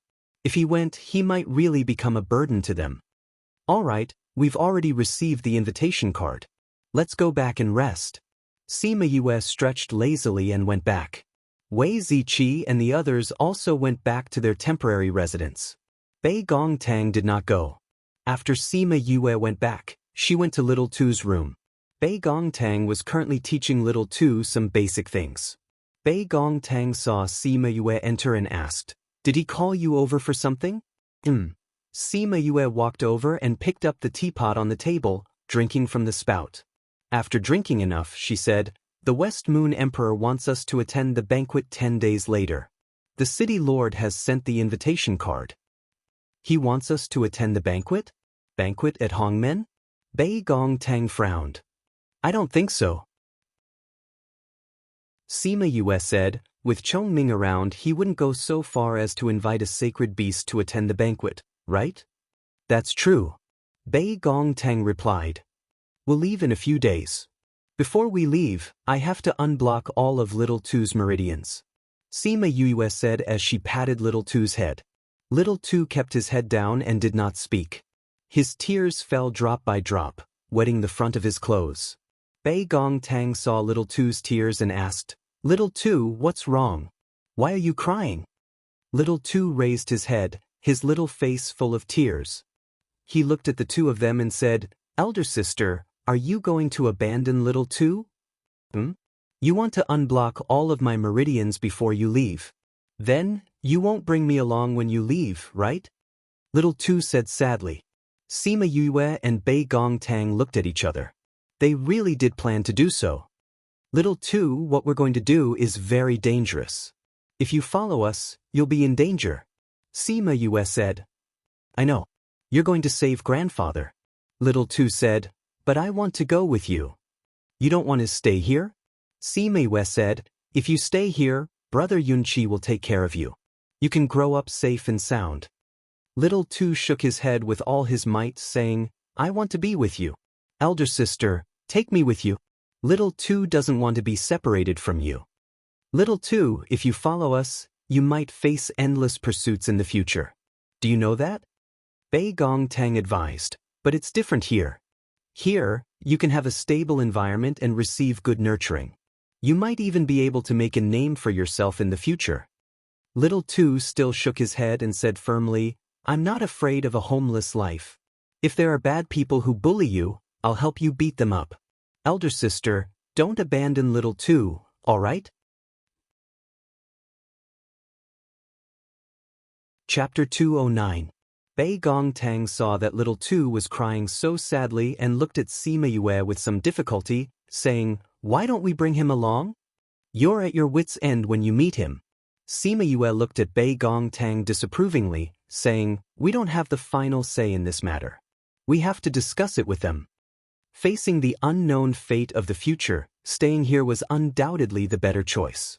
Bei Gongtang called Wei Ziqi and the other two over and told them about Little Tuesday. The three of them were somewhat disapproving. "We don't even know what the situation is with the Sima family in the Wu Kingdom. If they are good, then that's fine. If the other party isn't easy to talk to, then wouldn't it be dangerous for him to follow us?" Wei Ziqi said, "I agree with Ziqi's view." Biang Fei said, "But if Little Tu doesn't want to stay here, then he won't be happy staying here." Fatty Chu said, "After we reach the Wu Kingdom, we can make arrangements for him first. Then we can go and save grandfather and the others." Sima Yue shook her head and said, I still don't think it's feasible. We have too many unknowns. Big sister, big brother, you don't have to worry about me. Go and do your work. I'll wait for you nearby. If you want to run, I'll run with you. Little Two said. Since he had said so, Sima Yue and the rest could not just leave him alone. The main thing was that they could all tell that Bei Gongtang was also worried about him. Alas! Sima Yue sighed and said, Little Two, if we all die, you can only become a homeless child again. Little Two said seriously. Fatty Chu asked. Little Two looked at Fatty Chu and said, If you're all dead, I'll definitely die too. I won't become a wanderer. The few of them were shocked. Was he already planning to live and die with them? Since we've decided, let's do it this way. Sima Yue said, At most, we'll put him there when something happens. Little Two didn't know about that place, but everyone else understood that it was inside the Spirit Pagoda. After making the decision, no one hesitated any longer. They all left, leaving Sima Yue and Little Two behind. Sima Yue gave Little Two 2 frost pills. She used her spiritual power to catalyze one of them while she wrapped the other one in her spiritual power and left it in his body. She found that her spiritual power had increased a lot during this period of time. She planned to unblock the auxiliary meridians after unblocking the 12 meridians if Little Two could bear it. The remaining 3 meridians were the same as the previous meridians. They were completely blocked. He didn't know what that thing was, but it was so hard that it could block every meridian. Because she was more familiar with controlling Crimson Flame's flames, her progress in unblocking her meridians was much faster this time. After the remaining 3 channels were all unblocked, she dissolved the other cold ice pill and let Little Two's body cool down again. Then she transferred the flame to his auxiliary meridians. Although the auxiliary meridians were not as blocked as the meridians, there were still many impurities. It was a good thing that these impurities were not as hard as the main meridians. There were also fewer of them, so she cleaned them all in one go. After she withdrew the flame from Little Two's body, he fainted like before. However, Sima Yue was not as tired as before. Bei Gongtang came in and saw that Sima Yue's spirit was not bad. She asked, Is it over? Sima Yue nodded and stood up, saying, I've already done what I can do. I'll leave the matter of teaching him cultivation to you guys. I don't have the patience to be a teacher. Bei Gongtang rolled her eyes. If you don't have the patience, then who taught me and Ouyang Yue pills? You guys learned it yourselves. Sima Yue took out a pill and ate it, saying, When he wakes up, you can teach him how to draw spiritual energy into his body. He could feel spiritual energy before, so drawing it into his body shouldn't be too difficult. You can go and rest. Bei Gongtang said. Before Sima Yue left, she looked at Little Two again. She thought that this guy was really lucky to have met her. She was just as lucky. If her meridians had not been sealed by the poison, and were blocked by Little Two's iron-like impurities, she was afraid that she would really be a good-for-nothing for the rest of her life. And if Little Two had not met her, he would also be a good-for-nothing for the rest of his life. This was also fate. She sighed in her heart before going back to rest. Little Two only slept for a day before waking up. When he opened his eyes, he saw that the house was empty. He suddenly jumped up from the bed and ran outside barefooted, shouting frantically, Brother, sister. Bei Gongtang, who was refining pills next door, thought that something had happened to him. She was shocked and almost destroyed the ingredients in her hands. Wei Ziqi opened the door and saw the barefooted Little Tuesday. He asked, What's wrong, Little Two? Little Two saw Wei Ziqi and relaxed. He threw himself into Wei Ziqi's embrace and said, I thought you guys left Little Two behind. Wei Ziqi patted Little Two's head and smiled, Since we've already agreed to bring you along, we won't leave you behind again. Little Two nodded his head. How's your situation now? Wei Ziqi asked, Can you cultivate? I don't know either. I woke up and ran out. Little Two said embarrassedly. Wei Ziqi saw his bare feet and smiled, Then let's go to your room. I'll teach you how to cultivate. Little Two smiled happily. Bei Gongtang heard Wei Ziqi's words and relaxed. She continued to refine the pills in her hands. Little Tu, who had returned to the house, immediately climbed onto the bed and sat cross-legged according to the cultivation posture. After that, Wei Ziqi began to tell him to close his eyes and meditate.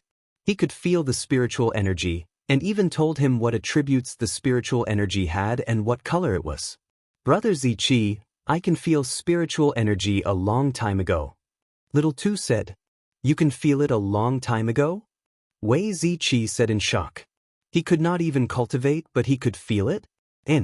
After Brother Yue helped me clear my meridians for the first time, I can feel spiritual energy. Little Tu replied. Then you can feel other types of spiritual energy? Wei Ziqi thought of the spiritual beast blood in his body. It was normal for this kind of situation to occur. Let me see. Little Tu said and closed his eyes. After that, he opened them and said, There's water, ice, there's another type that I don't know. What color is it? Wei Ziqi asked. What? Little Tu said, but it's a little rare. Wei Ziqi had never encountered white spiritual energy before. In his mind, he recalled that Feng Zhixing had said that there was a type of attribute that was even rarer than ice, lightning and wind. That was the light attribute and the dark attribute. And the light attribute people could feel that the light was white. He never thought that other than the rare ice attribute, Little Tu actually had the even rarer light attribute. This was a probability that not even 1 out of 100,000 spirit masters would have. This book came from a book hashtag.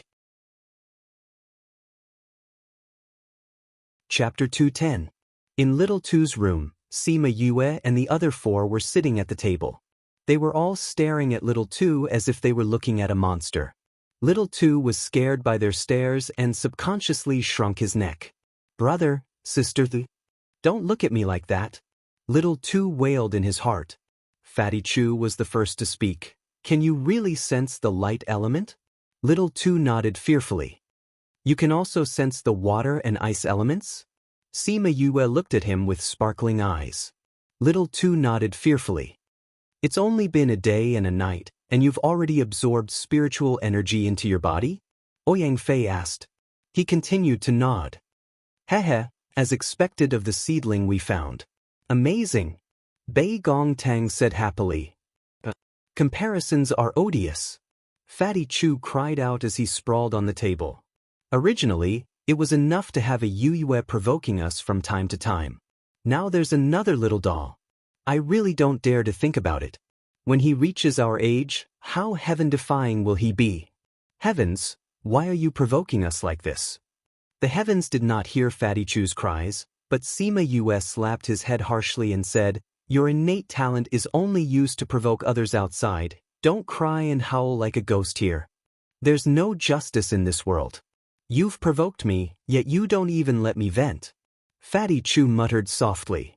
In any case, Little Tu's talent is shocking. Water and ice, TSK. In the future, Ziqi and Fatty will be the ones teaching him cultivation. Sima Yue quickly assigned the tasks. Bei Gong is his sister. We can't just leave him be. Ouyang, your fighting strength is not bad. You can teach Little Tuesday. It's decided then. The 4 people who were named looked at her speechlessly and said, What about you? I'll be in charge of providing resources. And will nurture Little Tuesday. In the future, if anyone bullies us, Little Tu can help us beat them up. Sima Yue said with a smile. Then, she looked at Little Tu and asked, Little Tu, is that okay? Alright. Little Tu also smiled. No one had ever treated him so well. If anyone dared to bully his brother and sister, he would fight them to the death. Thus, from then on, the god of slaughter began his path of growth. Many people saw how he killed people after he grew up, and then saw how obedient he was in front of Sima Yue and Bei Gongtang. They directly said that they were not the same person. For the next few days, they wandered around Peace City and had some fun. When it was 2 days away from the West Moon Emperor's birthday, the city lord came to find them and said that they could leave now. They then bade farewell to Bai Yunqi and the others and used the teleportation array to go to the imperial capital. Before leaving, Sima Yue gave Bai Yunqi a jade bottle. She did not say what it was, and he did not look at it. He only cared about the sadness of parting. Sigh, I wonder if Yue and the others will return to Peace City? Bai Yunqi sighed. Sun Ran looked at the vast sky and sighed. That should be their target. Bai Yunchun looked at the much more mature Bai Yunqi and thanked Sima Yue and the others in his heart for their influence on him. Seeing the jade bottle in Bai Yunqi's hand, he said, "Don't you want to see what he left for you?" "Right, I don't know what kind of pills he left for me. This guy, not only is his strength high, he's also an alchemist." "What a blow," Bai Yunqi said as he opened the jade bottle and poured out the pills inside. 2 dazzling golden pills landed in his hand. "Father, why do I feel that these pills are a little familiar?" Bai Yunqi said as he looked at the pills. Bai Yunchun was so shocked by these 2 pills that he opened his mouth wide. After a while, he stammered, Isn't this the 100 revolutions pill that was auctioned at a sky-high price last time?" Only then did Bai Yunqi remember and carefully looked at the medicinal pill. He mumbled, "It does seem to be quite similar to that medicinal pill." Bai Yunchun patted Bai Yunqi's head and shouted, "What do you mean it looks like it? This is it, all right? You idiot!" "It really is?"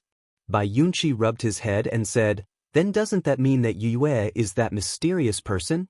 Bai Yunchun nodded thoughtfully and said, "Looks like she's even more powerful than we thought." Bai Yunqi had already been shocked speechless by the news that he had just received. He lowered his head and looked at the pills in his hand. Thinking about how she had said that she hoped that they would meet again in the future, he made a decision in his heart. In the future, he would develop to a higher level. In the past, he felt that his life in the mercenary group was pretty good. When he met Sima Yue and the others, he sometimes heard them talk about the world above. However, he did not pay much attention to it. Now, he felt that if he could, he also wanted to go to that world to take a look and explore it. "Let's go. Your father and I will protect you. Eat this pill," Sun Ran said as she patted her son who was in a daze. "All right." Sima Yue and the others followed the city lord of Peace City to the imperial capital. The moment they stepped out of the teleportation array, they felt a different atmosphere. Everyone looked at them strangely. "Why are they looking at us like that?" Fatty Chu shrunk to Ouyang Fei's side. "I don't know," Ouyang Fei said honestly. "There's a strong intent that's locked onto us," Sima Yue said as she looked around. "Let's leave this place first," Bei Gongtang said. Seeing that the few of them looked as if they were facing a great enemy, the city lord of Peace City said, "Everyone, there's no need to panic. I think that the news of you guys exterminating the domineering army has spread here. Everyone is very curious about you guys. Especially your honor, everyone wants to see your face." Hearing the city lord say this, everyone finally relaxed and followed him out of the Spirit Master Guild. "Greetings to everyone." A beautiful girl bowed towards Sima Yue and the others at the entrance. "For you." Fatty Chu's eyes widened when he saw the beauty. This servant is the person that His Majesty specially appointed to take care of everyone's lives in the imperial capital. This servant's name is Yao Guang. Yao Guang smiled at them, extremely charming. People with weak willpower would not be able to resist her charm. "Did His Majesty know that we were coming today?" The city lord of Peace City asked Yao Guang. His Majesty did not know. However, he ordered this servant to wait here and wait for you to come so that I can bring you to the inn where you will be staying. Yao Guang replied. After that, she looked at the city lord of Peace City and said, "City lord, His Majesty said that you should go to the usual place." The smile on the city lord of Peace City's face froze. A trace of anger flashed past his eyes, but he quickly suppressed it. He cupped his hands towards Sima Yue and the others and said, "Since His Majesty has arranged a place for you to stay, then we will part ways here. We will meet again at the banquet." Sima Yue and the others originally did not have a good impression of this city lord. Now that they saw him suffer, they were secretly laughing in their hearts. However, no matter what, he was still the city lord of the second largest city. They could not show it too obviously. They cupped their hands and bid him farewell. After he left, the few of them laughed. Chapter 211. Yao Guang also did not like that city lord. He did not have any ability and was only able to become the second city lord because of Qin Mo. She waved her hands towards Sima Yue and the rest, saying, "Sirs, please." The West Moon Emperor had arranged for Sima Yue and the rest to stay in an extremely secluded courtyard. There were waterside pavilions and pavilions which were rather beautiful. Furthermore, this place was not far from the Imperial Palace and could be considered a part of the Imperial Palace. It was just that it was outside the Imperial Palace, so there were not many strong guards. This place is really not bad. Fatty Chu looked at the secluded environment and did not think that there would be such a place in the imperial capital. It is really not bad. Even Ouyang Fei praised. Yao Guang sneaked a glance at Chongming and said, "His Majesty said that you have always lived in the mountains and did not like noise, so he specially arranged for you to stay here. Mr. Chongming, we are basking in your glory this time." Sima Yue laughed as she teased Chongming. She was not afraid that he would get angry. Chongming looked at her indifferently and did not say anything. "Miss Yao Guang, when can we meet His Majesty?" Wei Ziqi asked. "His Majesty said that it is up to you all. You can go whenever you want." Yao Guang smiled as she replied, "It is already late today. Why don't we go tomorrow? Chongming, what do you say?" Sima Yue said. Chongming threw out these 3 words and did not say anything else. Pretending to be cold. Sima Yue muttered in her heart before saying to Yao Guang, "Then we will have to trouble Miss Yao Guang to ask His Majesty on our behalf." "Sir is too polite." Yao Guang said, "This servant will definitely pass on your message to His Majesty today." She could tell that although Chongming was not their contracted beast, he listened to Sima Yue's words. That was why even though Yue did not look strong, she was the one that they could not afford to offend. Yao Guang arranged for their accommodations and assigned a group of palace maids to serve them before leaving. Sima Yue and the others were cultivating in their own rooms. Even Little Tu had entered his cultivation mode.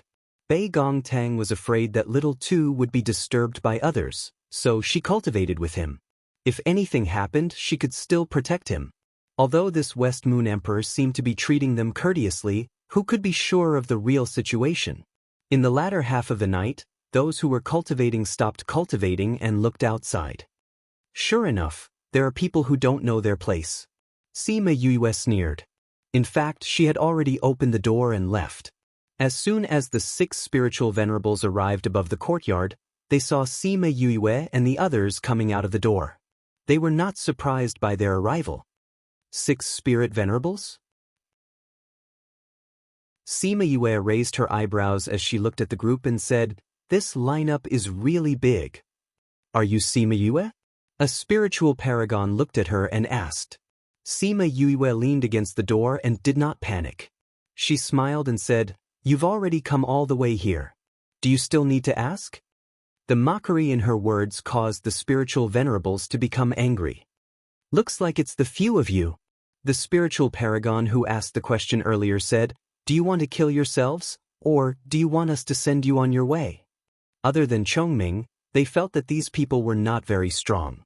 They did not know why Imperial Concubine Mo wanted so many spiritual venerables to move out together. As for the few who had just come out of closed-door cultivation, they naturally did not have the time to listen to the gossip outside. They did not know that 2 of their spiritual venerables' brothers had already been killed by Chongming. If they knew, even if they had to give up the yearly allowance that Imperial Concubine Mo gave them, they would not have made this trip tonight. "I'm guessing that you were sent by Qin Mo? This Imperial Concubine really thinks highly of us." Wei Ziqi said. If it was the West Moon Emperor, he could have taken action the moment they reached the capital. There was no need for him to wait until now to send people over. Furthermore, he would not only send these few people. These people were not even enough to fill the gaps between Chongming's teeth. It was obvious that the Imperial Concubine who did not know the situation had come to pluck the fur from the tiger's mouth. However, they could also use this matter to have a good discussion with the West Moon Emperor. With this thought in mind, Sima Yue did not immediately let Chongming take action. Instead, she asked him to stay put for now. "Big brother, you should just take action. These are just a few ants. Yet Imperial Concubine Mo actually called us over. She's really making a mountain out of a molehill. A spiritual venerable said unhappily. That's right. Rather than talking to these little dolls, it's better to go back and cultivate. Recently, I've already felt the signs of advancing. Another spiritual venerable said. Sima Yue laughed as she looked at the few people in the air and said, Your Imperial Concubine Mo didn't tell you that the spiritual venerables surnamed Lu and who have already died, right? What did you say? Hearing this news, the few spiritual venerables subconsciously felt that Sima Yue was making things up to stall for time. Furthermore, she didn't tell you that the domineering army has already been exterminated, right? Those two spiritual venerables were killed at that time. Sima Yue continued. How is that possible? Who dares to kill our brothers? If you're spouting nonsense, we'll immediately turn you into ashes. The few people released their auras towards them, but the few of them stood in the courtyard without moving an inch. Sima Yue took a step forward and said, How are we spouting nonsense?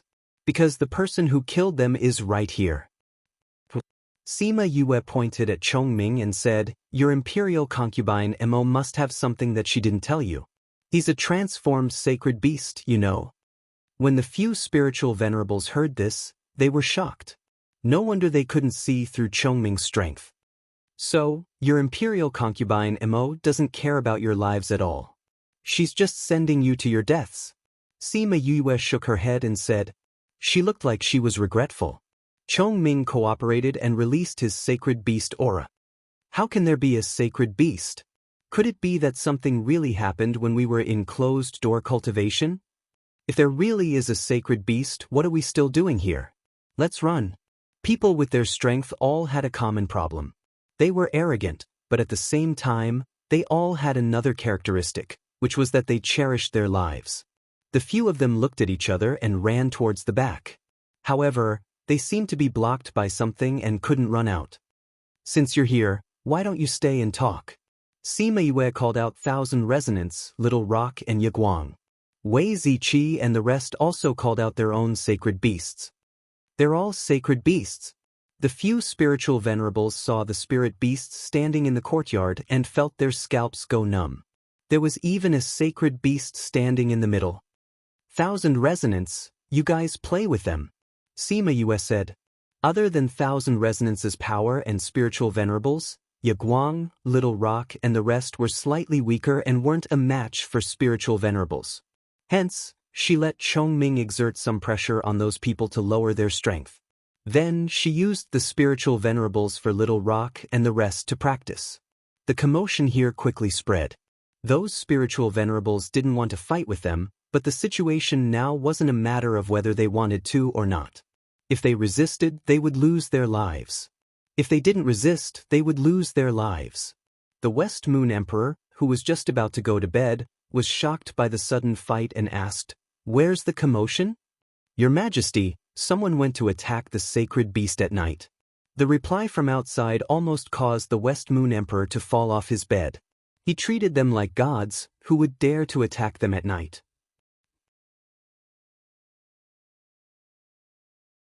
Chapter 212. When the West Moon Emperor brought his men over, he saw Yaoguang standing outside the courtyard. She did not enter and was only staring blankly at the battle in the sky. What are you doing here? The West Moon Emperor went up and asked. Only then did Yaoguang notice the West Moon Emperor's arrival. She hurriedly bowed and said, Your Majesty, the courtyard seems to have been enveloped by a barrier. We can't enter. The West Moon Emperor got his men to give it a try. Indeed, they were unable to open it and could only watch from the outside. In the courtyard, Sima Yue and the others knew that the West Moon Emperor had arrived. However, they did not remove the barrier. Instead, they continued to let Thousand Resonance and the others fight with the spiritual paragon. However, they had them speed up. Since the main character had already arrived, there was no need for them to delay any longer. Soon, the spiritual venerables were either dead or injured. Those who were still alive were on the verge of death. Sima Yue glanced at Chongming. The latter waved his hand and removed the enchantment he had set up. When the West Moon Emperor sensed that the obstruction had disappeared, He hurriedly led his men inside. When they arrived at the courtyard, everyone saw the spiritual venerable lying on the ground. The West Moon Emperor's eyes flashed as he secretly rejoiced that he had not chosen to go against them for the sake of the royal family's reputation. Not only did these people have sacred beasts with them, even their contracted beasts were all sacred beasts. The sacred beast had not even made a move, and these spirit paragons were already lying on the ground. Even if he sent people over, he was afraid that they would also end up like this. "Are you all injured?" the West Moon Emperor asked out of concern. Wasn't this obvious? Everyone looked at the West Moon Emperor with a slightly different expression. Cough cough. "Men, go and find out who sent these people," the person behind West Moon Emperor Dynasty instructed. "No need," Fatty Chu said. "We already know who sent these people." "Who is it?" Although the West Moon Emperor had guessed who it was, he still asked. "You'll have to ask your imperial concubines," Fatty Chu said. "Could it be Consort Mo?" The West Moon Emperor glanced at Yao Guang. She immediately retreated and went to Huasha Garden to look for Consort M.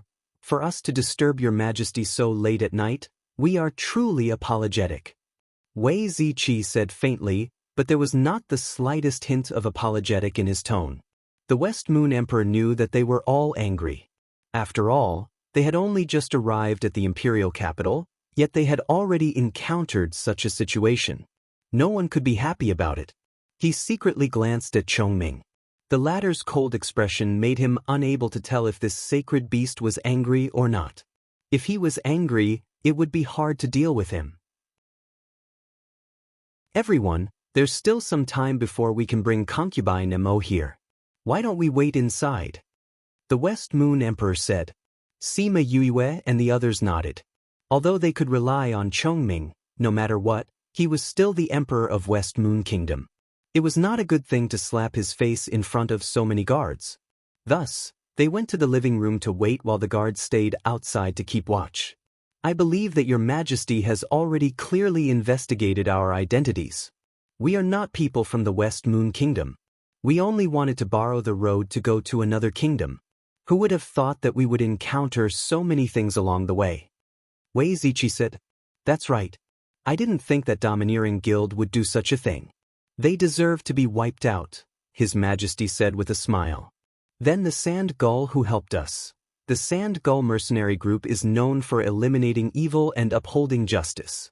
Naturally, no one would blame them," His Majesty replied.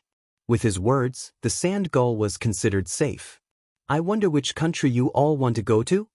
His Majesty asked. "Central Wu Kingdom." "Central Wu Kingdom?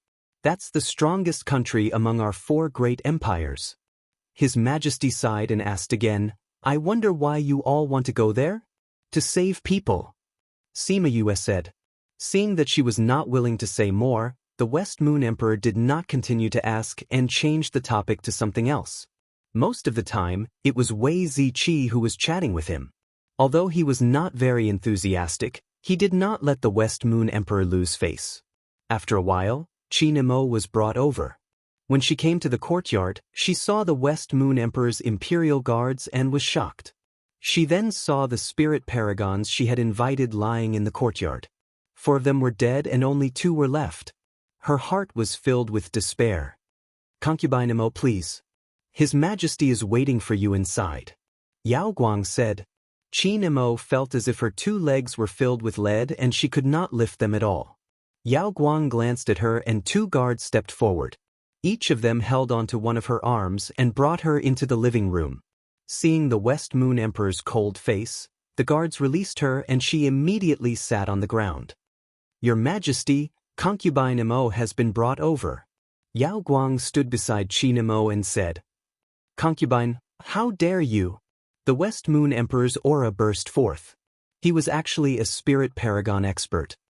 Your Majesty, they were the ones who killed my younger brother first. They killed my daughter and my older brother. How can I not take revenge for this?" When Qin Mo saw the spirit paragons in the courtyard, she knew that her plan had failed.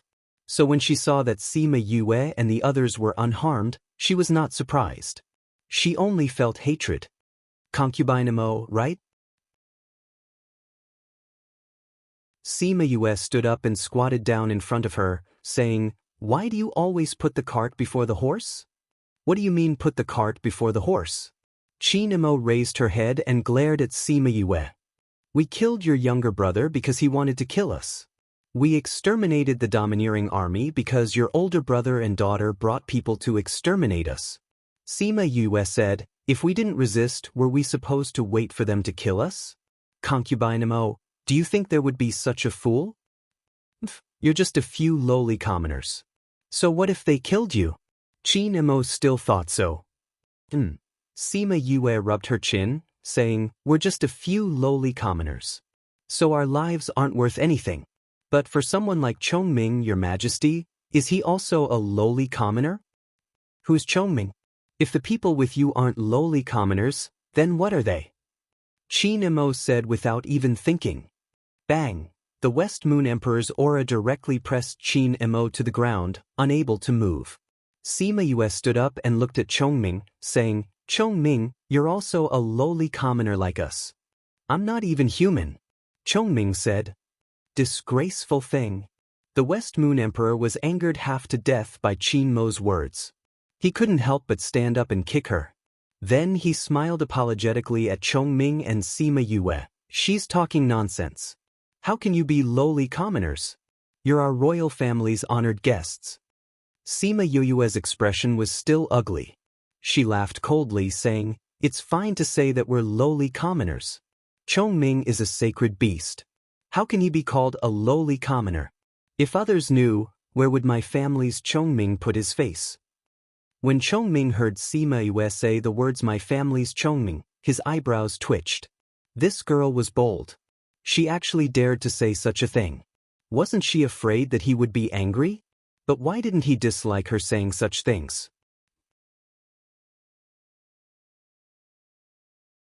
Chapter 213.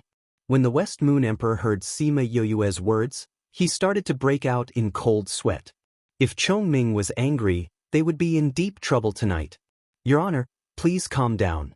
I'll deal with her immediately." After saying that, he turned around, took out a sword, and directly pierced Qin Mo's heart. Qin Mo had just sat up, and when he heard the words "transcendent divine beast," he was stunned. Before he could react, he was pierced through. He raised his head and looked at the West Moon Emperor in disbelief. "Your Majesty," she called out weakly. Her body slowly fell to the side and stopped moving. The corners of Sima Yue and the others' mouths twitched. This guy was really merciless when it came to killing the woman who slept with him. However, this was the only choice anyone could make. After all, the other party was too powerful. "Is this all right?" The West Moon Emperor turned around and asked carefully. "Alas, our Chongming has said that he has never encountered such a thing since he came out. He is very unhappy." Sima Yue said, "Previously there was a princess who wanted to kill us. Not to mention that we were ambushed today, we were even scolded as lowly commoners. This is a huge insult to a sacred beast. If it's possible, please allow me to compensate the royal family for your offense." In any case, she was someone who had lived for so many years. How could she not understand Sima Yue's words? But she had no choice. She could only try her best to appease them. Otherwise, once the sacred beast made a move, the losses would not be just this. Therefore, the West Moon Emperor spent the night in Sima Yue's living room. As for what they talked about, the people outside did not know. They only knew that when the West Moon Emperor came out the next day, his expression was very ugly. This Sima Yue, her heart was too black. This was what the West Moon Emperor was thinking right now. Seeing that there were still 2 spirit venerables in the courtyard, he said, "Bring them back. Take these damned people away and deal with them." When the guards were about to take action, Chongming's voice came from inside the house. "Since they are here, let them stay here." With that, the 5 corpses and 2 half-dead people instantly turned into a bloody mist and disappeared. The eyes of the West Moon Emperor and the Imperial bodyguard were wide open. This was most likely not something an ordinary sacred beast could do. Thank goodness! Thank goodness! The West Moon Emperor patted his own chest. Although he had lost quite a few treasures, at least he had managed to appease the other party. If Chongming were to do this to him, he would not be able to fight back at all. Sima Yue smiled as she sent the West Moon Emperor off. When she turned around, she saw a few people looking at her with disdain. Hey, what's with your expressions? Sima Yue glared at them unhappily. Brother, you looked like a gangster robbing a house. Little Tu's words represented everyone's thoughts. Little Tu, you're wrong. Bei Gong Tang patted Little Tu's head. Did I say something wrong? Little Tu looked at Bei Gong Tang in confusion. Bei Gong Tang paused for a while before saying, she doesn't look like a gangster. She's a gangster. Do you understand? It's still Bei Gong who understands me. Sima Yue had not finished speaking when she heard Bei Gong Tang's words. Her last word was stuck in her throat. However, she had indeed extorted quite a few treasures from the West Moon Emperor. She had even gotten 2 books of black-grade spirit techniques. Very quickly, the West Moon Emperor's things were sent over. Sima Yue scanned the interspatial ring. It was indeed an empire. So many treasures were sent over so quickly. It seemed like they had a lot of resources. Not bad, not bad. Seeing the treacherous smile on Sima Yue's face, Fatty Chu hugged her shoulder and said, Yue, you clearly have so many things. Why are you still interested in the West Moon Emperor's things? Sima Yue looked at Fatty Chu disapprovingly and said with a serious face, you're really a prodigal son. If you don't manage the household, you won't know how expensive the daily necessities are. There are so many of us and we consume so much. There will be a day when these things will be used up. We can't just sit around and eat. We have to save energy, understand? Hearing her shameless words, the corners of everyone's mouths twitched. The things in the spirit pagoda could be regenerated. Furthermore, there was a strong housekeeper who knew how to grow them. There was no way they would be used up. She kept the things in the spirit pearl and little spirit would naturally take care of it. Afterwards, she stretched her body and said, the weather today is really good.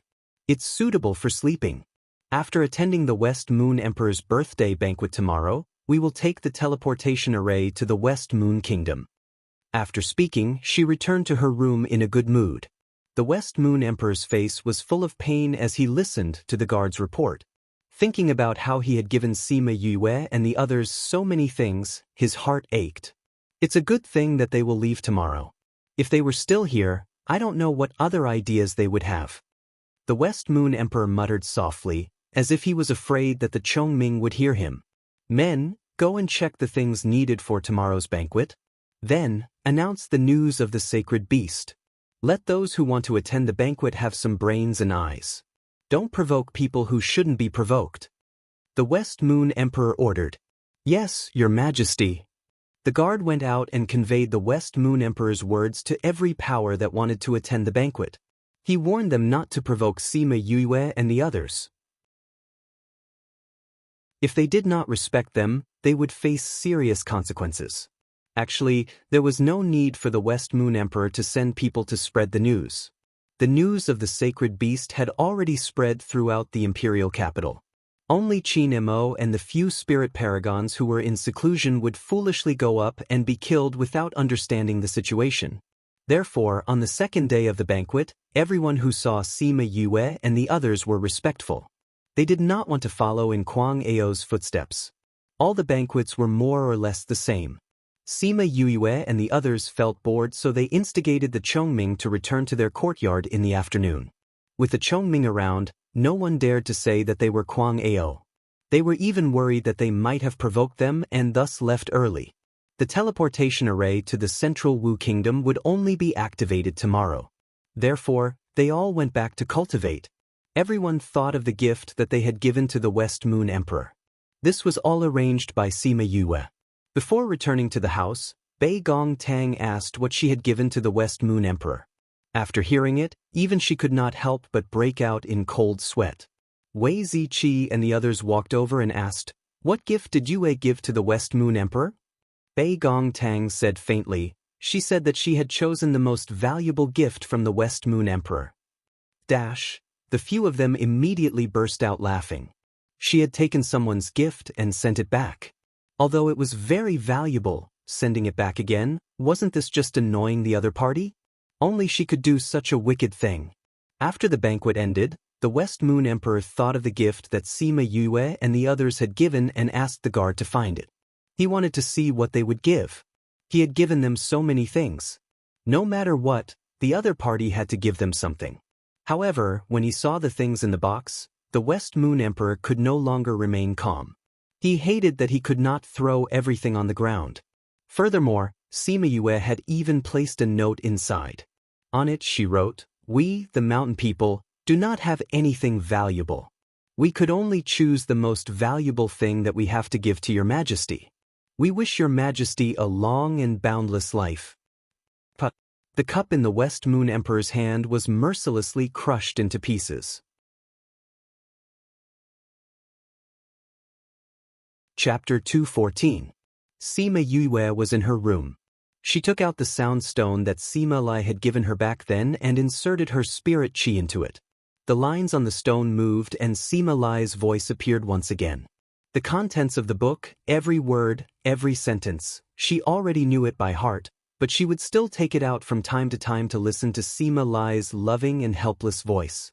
After meeting Bai Yunqi, they had stayed in the West Moon Kingdom for more than a month. Now, there were only a little more than 3 months left before the 3-year deadline. She wondered if her grandfather and brothers had been doing well these past 3 years. "Grandpa, I'm about to save you. Wait for me." She clenched the sound stone in her hand and muttered. The next day, Sima Yue and the rest went to the Soul Master Guild early in the morning. When the people from the Soul Master Guild saw them, they quickly welcomed them in. "We are going to the central Wu country," Wei Ziqi said to the manager who had come to receive them. "We're ready." The steward said, "Yesterday, the president gave the order that the lords would be using the teleportation array today, so we haven't opened it to the public yet."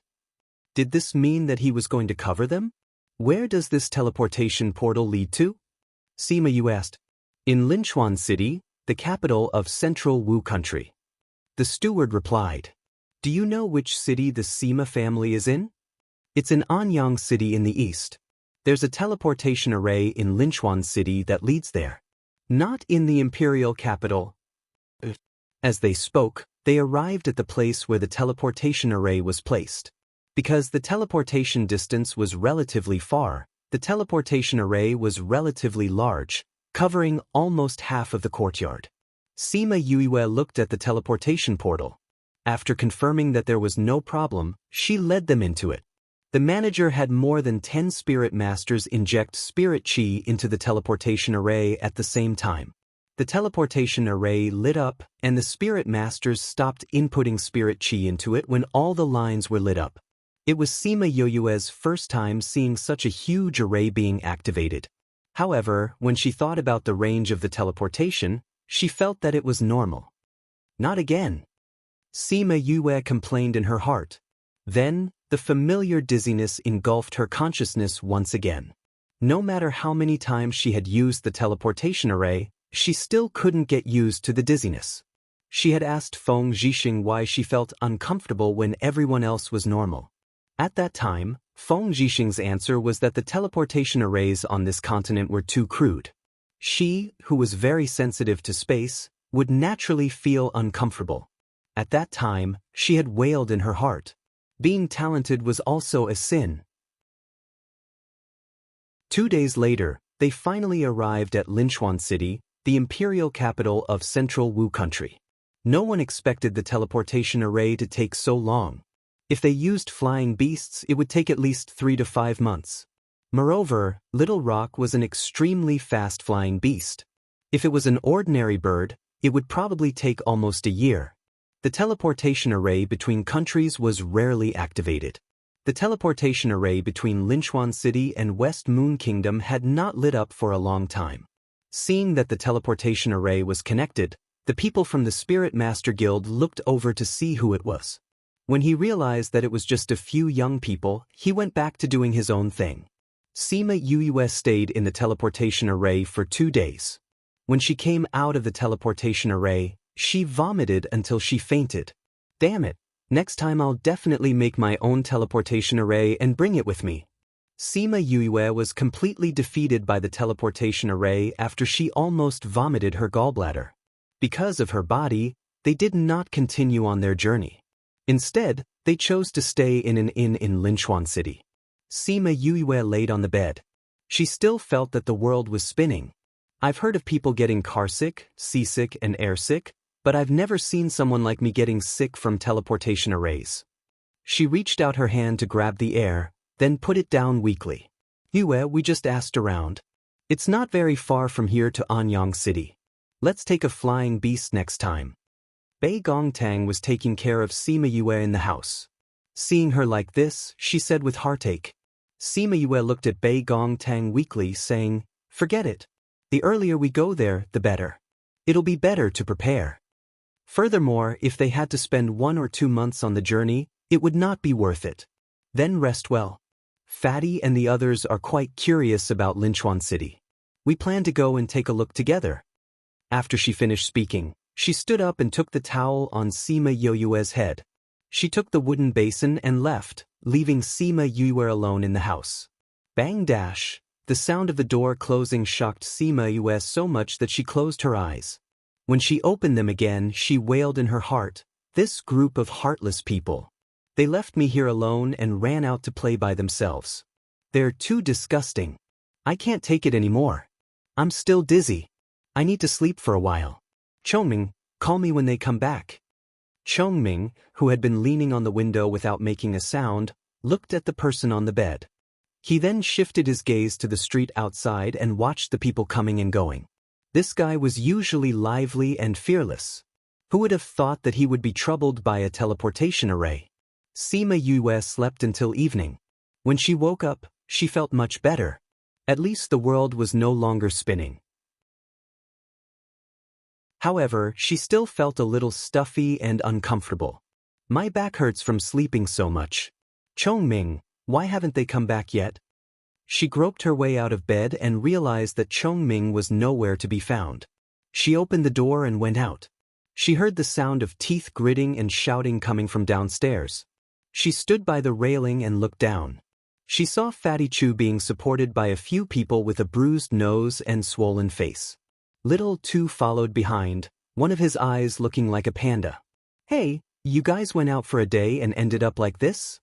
Sima Yue laughed and said, could it be that you guys didn't go out to shop, but to rob a house? Fatty, what's with these bruises? Fatty Chu glared at Sima Yue resentfully. This guy clearly saw that he was beaten up, yet he was still gloating. Everyone went upstairs. Sima Yue looked at them with a bright smile. I told you guys to go and play by yourselves, but you guys got beaten up. She waved at Little Tu and said, Little Tu, come here. Little Tu went around Fatty Chu and the rest and came to Sima Yue's side. Sima Yue stretched out her hand and touched his panda eye, saying, come, tell Big Brother, who hit you? A bad guy. Little Tu said angrily, not only did that person have designs on Big Sister and me, he also beat Big Brother Fatty up to this extent. What happened? Sima Yue asked. When Big Sister and I were walking on the streets, we met some young master. He said that he had taken a liking to Big Sister and wanted to catch Big Sister. Another old man said that he had taken a liking to me and wanted to catch me. Big Brother Ouyang and Big Brother Ziqi weren't around, so Big Brother Fatty went up to fight with them. In the end, he got beaten up to this extent. I didn't expect that old man to be a spirit paragon expert. If Big Brother Chongming hadn't come, we wouldn't have been able to come back today. Sima Yue crossed her arms in front of her chest and raised her eyebrows. Had he taken a liking to her beauty and little Shota?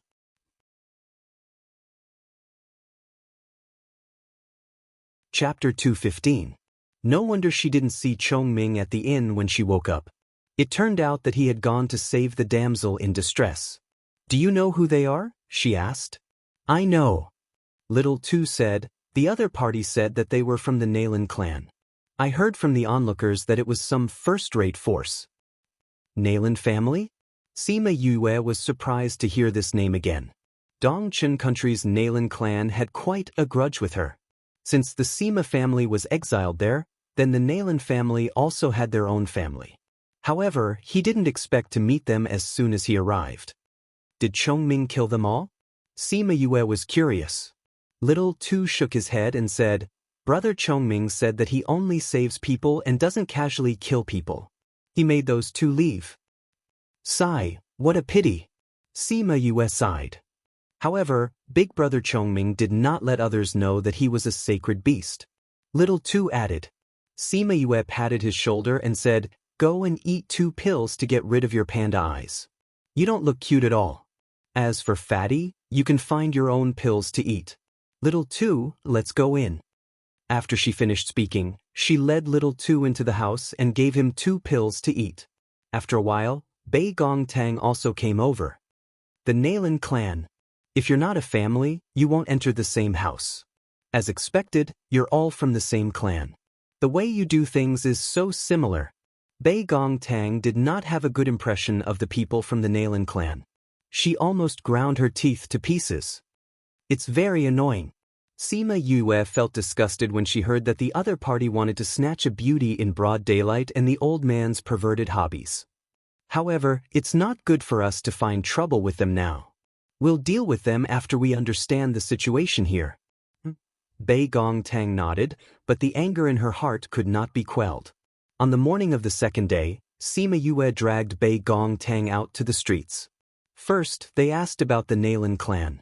When the other party saw that they knew nothing about the Nailin clan, they looked at them as if they were barbarians.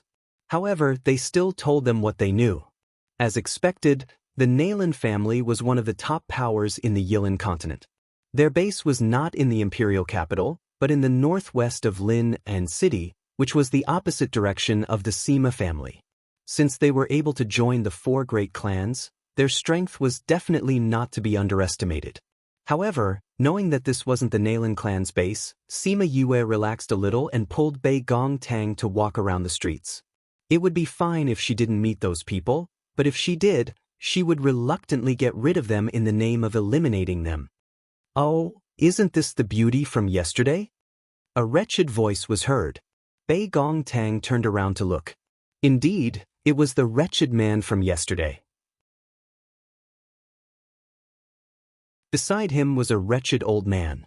Both of them were dressed in luxurious clothes. It was obvious that they were not ordinary goods. Sima Yue glanced at them and said, "Were they the ones who harassed you yesterday?" Bei Gong Tang nodded. "Where's the little doll from yesterday? This lord really likes him." The wretched old man looked left and right, but did not see Little Tu's shadow, so he directly asked. Sima Yue and Bei Gong Tang's heart sank. This old man who refused to die actually had designs on Little Tu.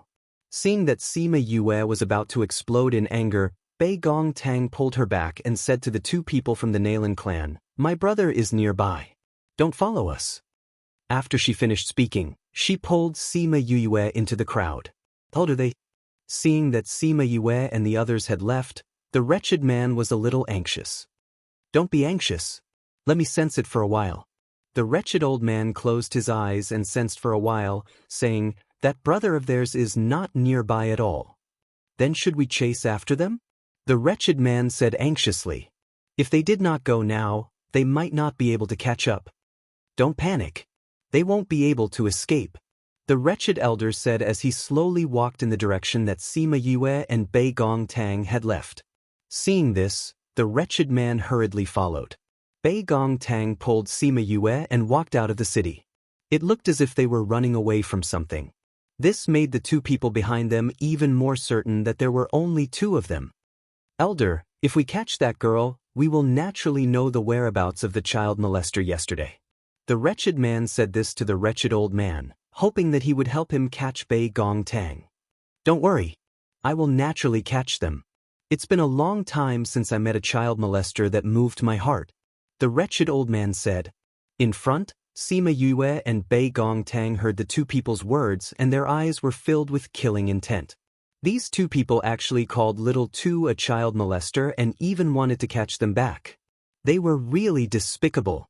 When the 2 people from the Nailin clan saw them walking out of the city, they thought to themselves, could it be that they lived outside the city? However, if they went to a desolate place, it would be convenient for them to take action. At that time, nobody would know that they were the ones who did it.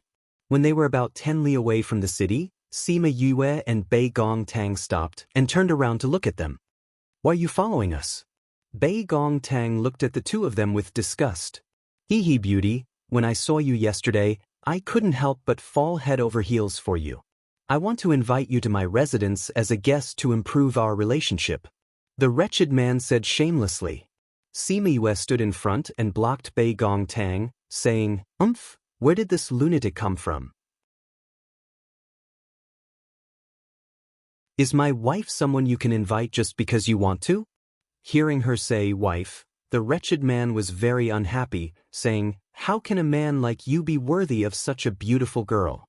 Today I will kill you first and set the beauty free. Aren't you just trying to snatch my wife? You still have to make it sound so dignified. Sima Yue looked coldly at the wretched man, as if she was looking at a corpse. If he wanted to kill her, she didn't even know who would be the one doing the killing.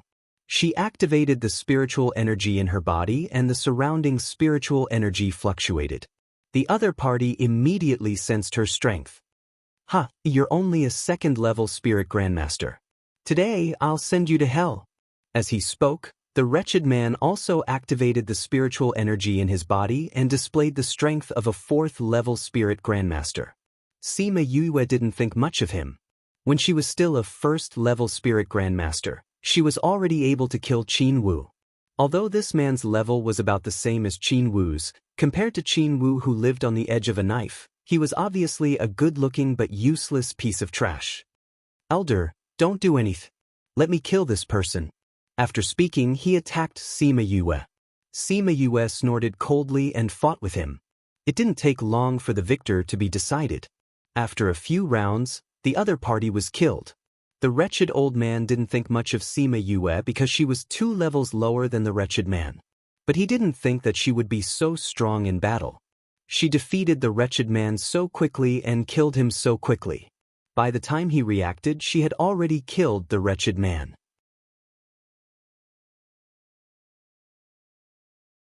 Chapter 216. How dare you kill a member of my Nalan family? The wretched old man's eyes flashed with malice. His murderous intent surged towards Sima Yue along with his aura. He was waiting to see her being suppressed by his aura. However, Sima Yue stood where she was, completely unaffected. You're actually not afraid of high-level coercion? This surprised him, but he didn't think too much about it.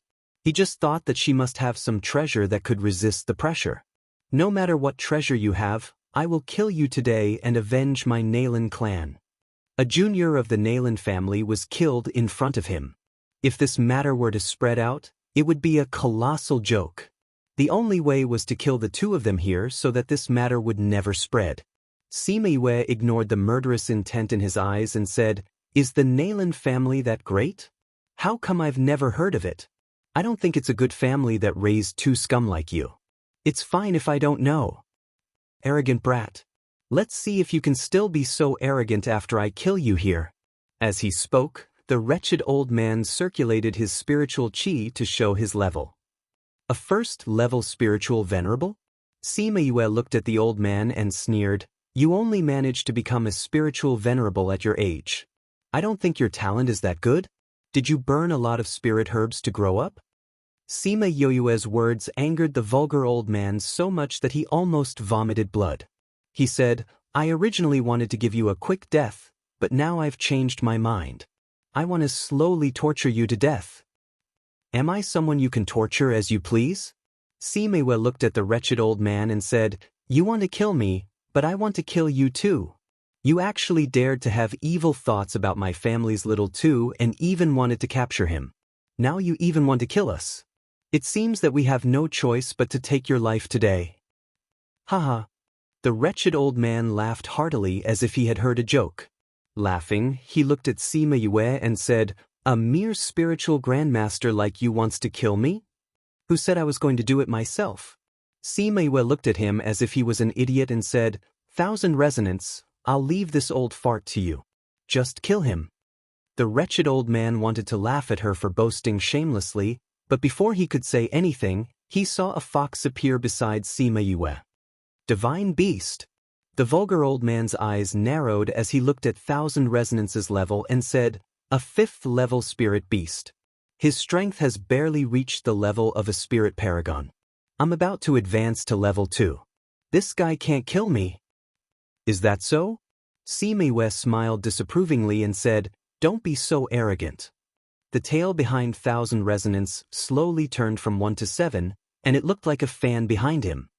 Seven-tailed spirit fox. This time, the wretched old man could not remain calm. This was actually a seven-tailed spirit fox, a rare spirit beast.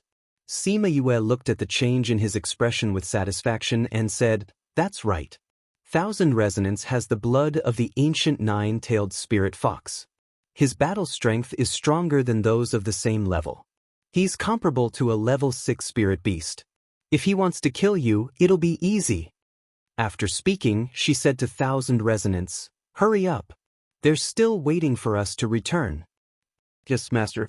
Thousand Resonance pounced towards the wretched old man. Sima Yue and Bei Gong Tang hurriedly retreated to a distance of 1 li away from them. It was better for them to watch a battle between spirit paragons from afar. Just as Sima Yue said, Thousand Resonance had an absolute advantage over the wretched old man. Very quickly, he beat the other party to his last breath. Sima Yue and Bei Gong Tang saw that the battle was over and flew over. She came to the wretched old man's side and kicked him fiercely, saying, "How was it? I said that I'll kill the two of you today, so I'll kill you. You want to steal my woman and brother? You better open your eyes in your next life. Not just anyone dares to touch them, do you understand?" The wretched old man did not say anything.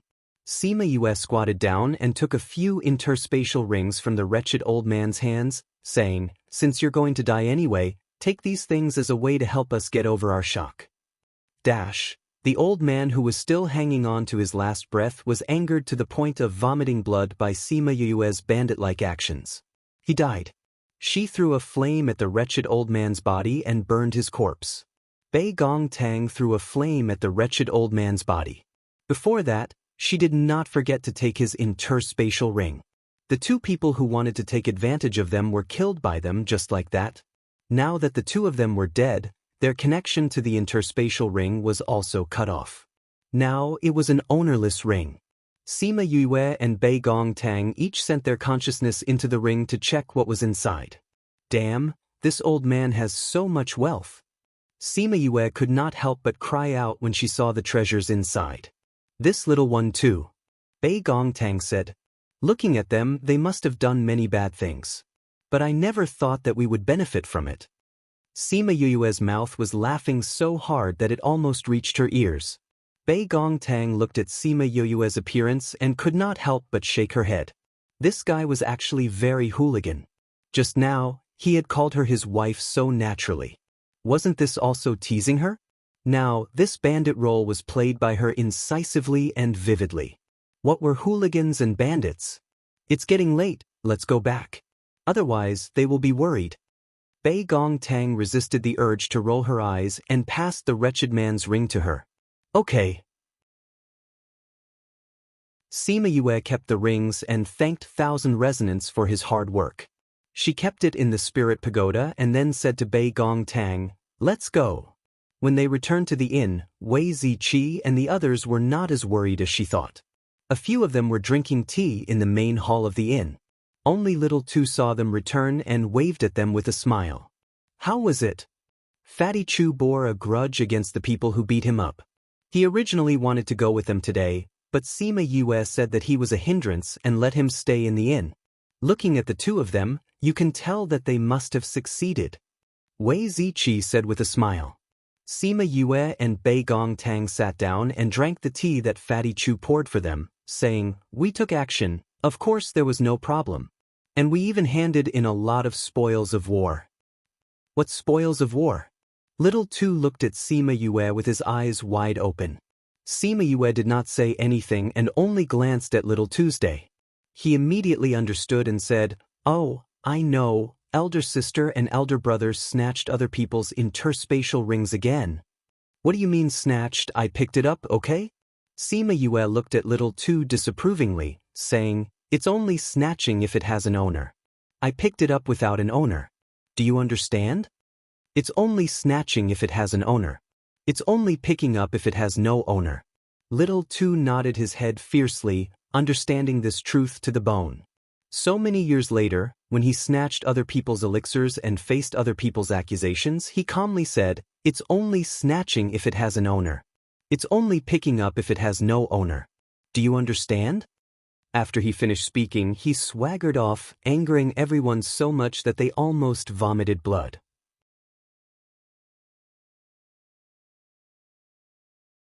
Chapter 217. Sima Yue and the others stayed in Linchuan City for another night to deal with the Nalan clan. They were preparing to go to Anyang City the next day. At this time, in an inn not far from the one they were staying at, the Nalan clan members were all pulling long faces. They were frighteningly gloomy. The elder and younger cousin were killed? The person sitting in the middle looked at the guard kneeling on the ground, his voice frighteningly cold. This person was handsome, but his malicious eyes made him look sinister and ruthless. One look and you could tell he wasn't a good person. However, the people around him all stood respectfully to the side, like stars surrounding the moon, showing his status in the Nalan clan. Young master, the elder and the others didn't come back after they went out, so we went out to look for them. We saw the clan token 10 miles away from the city. After some investigation, we confirmed that there was a battle between spirit paragons during the day. The guard replied, "Did you find out who did it?" Nalan Jie asked. "No one saw it at the time, so we didn't find out. However, we will definitely find out by daybreak." The guard replied, "No matter who it is, if they dare to kill my Nalan clan members, we will catch them even if they run to the ends of the earth."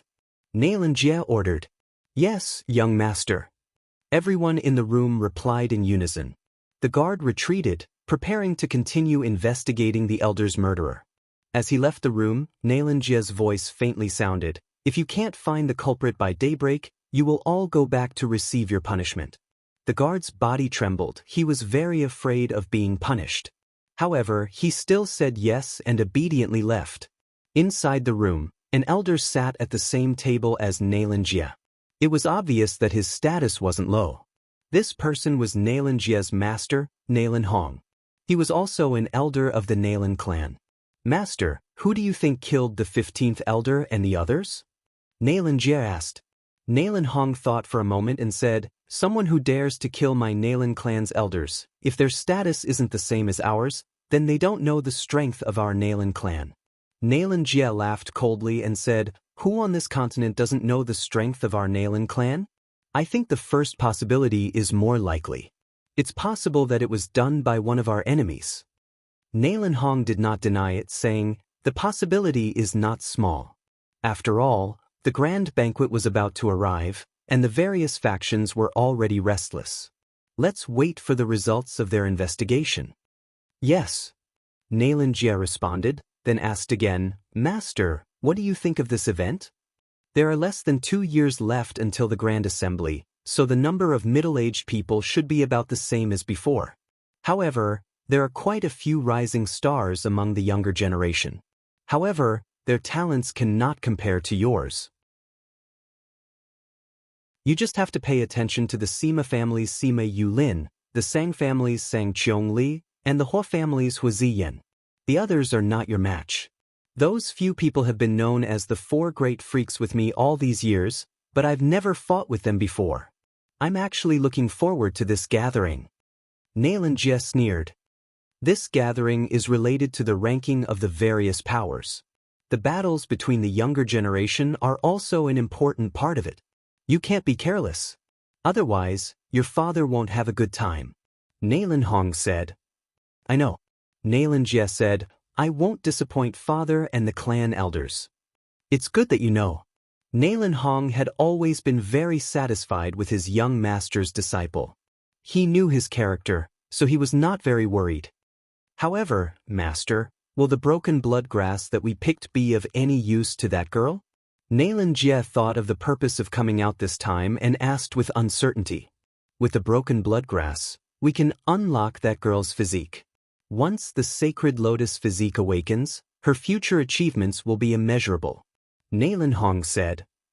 "Is the lotus physique really that good?" Nalan Jie asked. "Of course. Otherwise, Why would we bring her back from the land of exile? Nailan Hong said, the cultivation speed of the lotus physique is many times faster than the average person. Especially after breaking through to that level, the advantage of her physique will be even more obvious. Right now, that girl is not even 25 years old, and has not reached the deadline for awakening her physique. Otherwise, it will be difficult for her to awaken it. Nailan Jie naturally knew how important it was for the clan to have someone with a physique to awaken her physique. Otherwise, they would not have come out to look for medicine to awaken her physique. Master, the level you're talking about, you don't need to know that yet. Just focus on cultivating. Nailan Hong did not reply. Yes, Master. Go and rest. When they send the news back, we will go and take care of that group of people and rush back to the clan. You should also go into seclusion to prepare for the gathering. Sima Yue, 6 adults and 1 child slept very late that night because they were counting the spoils of war today. Chong Ming originally did not want to participate, but he was pulled over by Sima Yue. Now, she was no longer afraid of him. Sometimes, she would even put her arms around his shoulders. I never thought that these 2 fellows would have so many treasures. In Dongchen Kingdom, these treasures are almost equivalent to the treasures of a middle-class family. Either the Nailan clan's resources are extremely rich, or they have done a lot of robbing. This was the unanimous conclusion of everyone. Sima Yue distributed the items according to everyone's needs. Then she urged everyone to leave. She wanted to conserve energy for tomorrow's hardships. Thinking about how she fainted from the teleportation array, everyone laughed silently. However, they all left. On the second day, Sima Yue and the others woke up early. After bringing little Tu to eat breakfast, they walked towards the Spirit Master Guild. Lin Chuan City was the capital of the Central Wu Kingdom.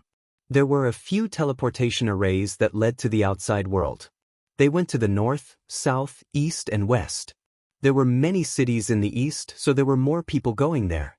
Even though it was so early, there was a long queue for the teleportation array in the east. Let's wait for a while.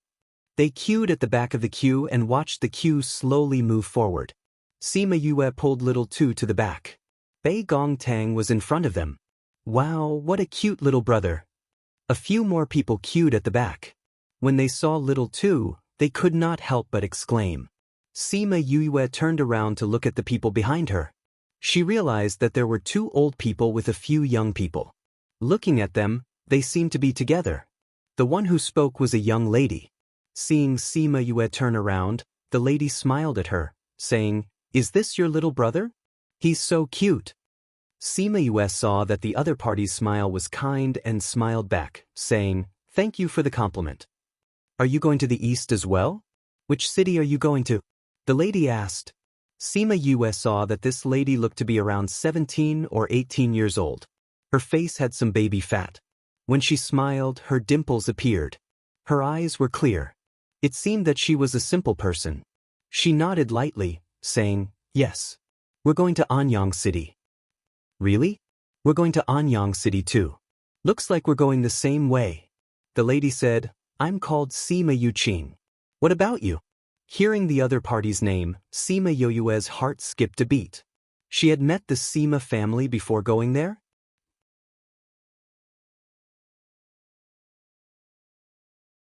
Chapter 218. Hearing Sima Yuqing's words, Wei Ziqi and the others who were in front turned their heads and looked at the 2 of them. If Sima Lin wanted to protect Sima Lai, he would have to reveal the matter of the 3-year promise.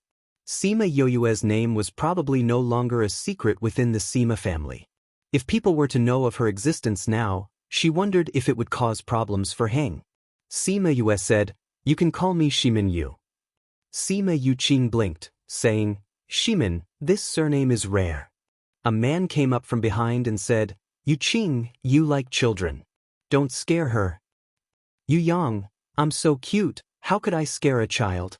Sima Yuqing glared at Sima Yuyang unhappily, saying in a bad mood, "It's not like I've never seen you scare a child to tears." Sima Yuyang said, then looked at Sima Yuyu and asked with a smile, "Judging from your accent, you're not from Anyang City, right? What are you going to Anyang City for?" "Let's go look for him," Sima Yue replied. This Sima Yu Yang was over 20 years old, but because the body of a cultivator aged slower than the average person, he looked to be around 20 years old. His smile was very sunny, like a big boy. Oh, you're looking for... Just then, a loud roar interrupted their conversation. Who are Shimin Yu and Bei Gong Tang? Sima Yue and the rest looked over and saw a group of people walking towards them aggressively. They glanced at each other and guessed that the Nailan family's people had come looking for them. After coming to Central Wu country, Sima Yue changed her name to Shimin Yu. She didn't expect that in just one night, the other party would find them. However, they did not intend to admit it.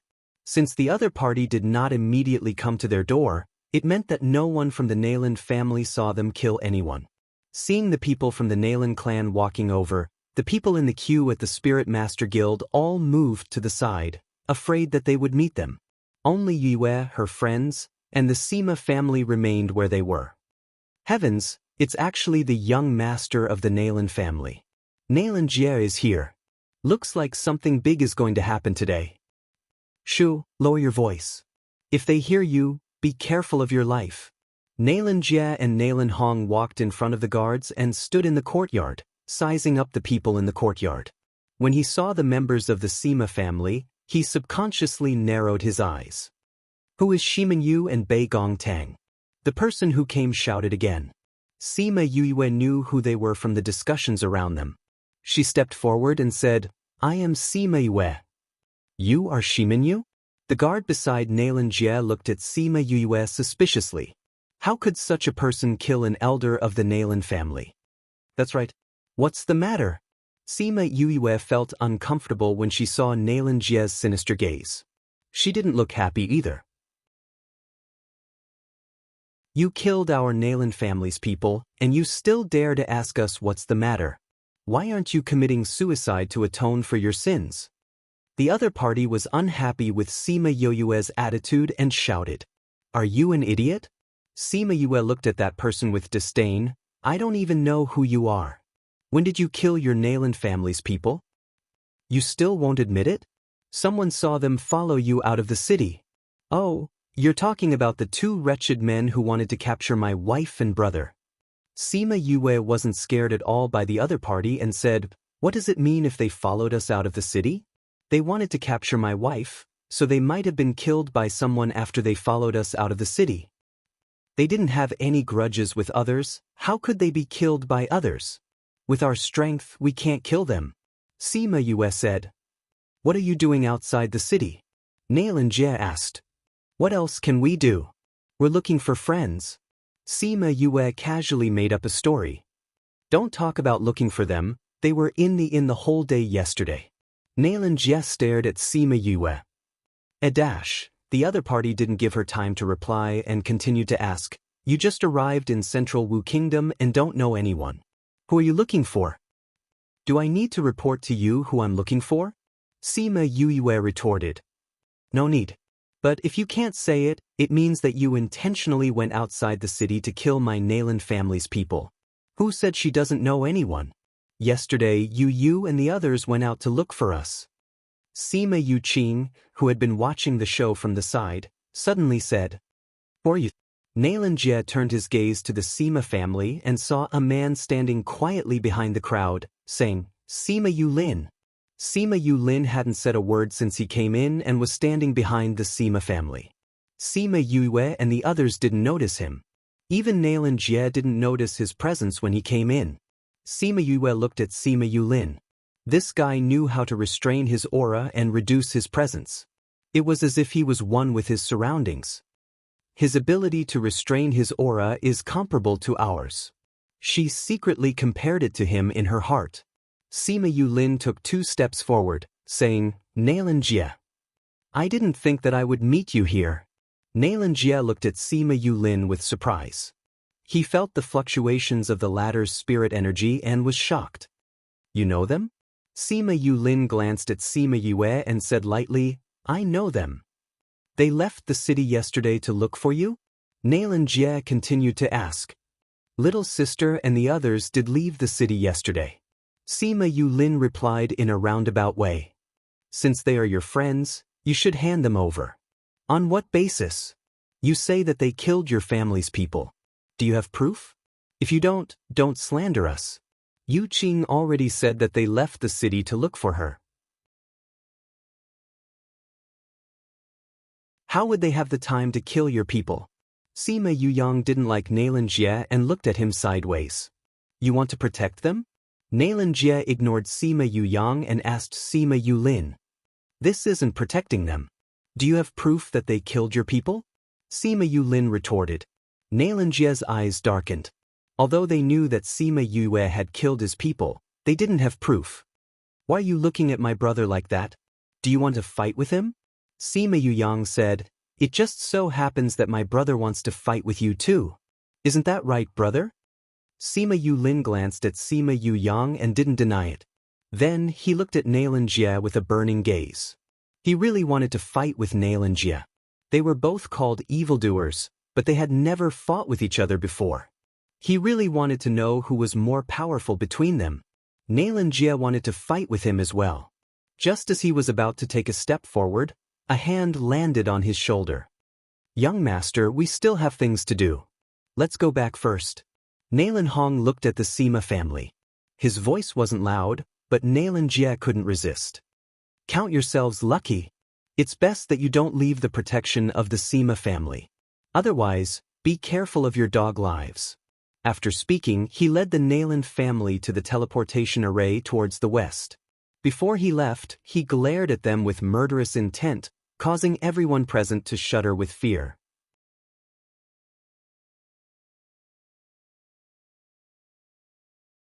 Chapter 219. The Nailan clan's people left just like that? Everyone was in disbelief. In the past, they would rather kill 1,000 innocents than let one person go. Today, they had already suspected Sima Yue and the others, but they did not make a move. However, when they saw the members of the Sima family, everyone felt relieved. These two families had always been at odds with each other. Just now, it was obvious that the Sima family wanted to protect these people. Even if the Nailan family wanted to take action, it would be inconvenient. The meeting is about to start. Nailan Jie doesn't want to go up against Sima Yulin first, so he wants to reveal his strength in advance. Someone analyzed. And didn't they say that unless these people always follow the Sima family, they will always be hunted by the Nailan family?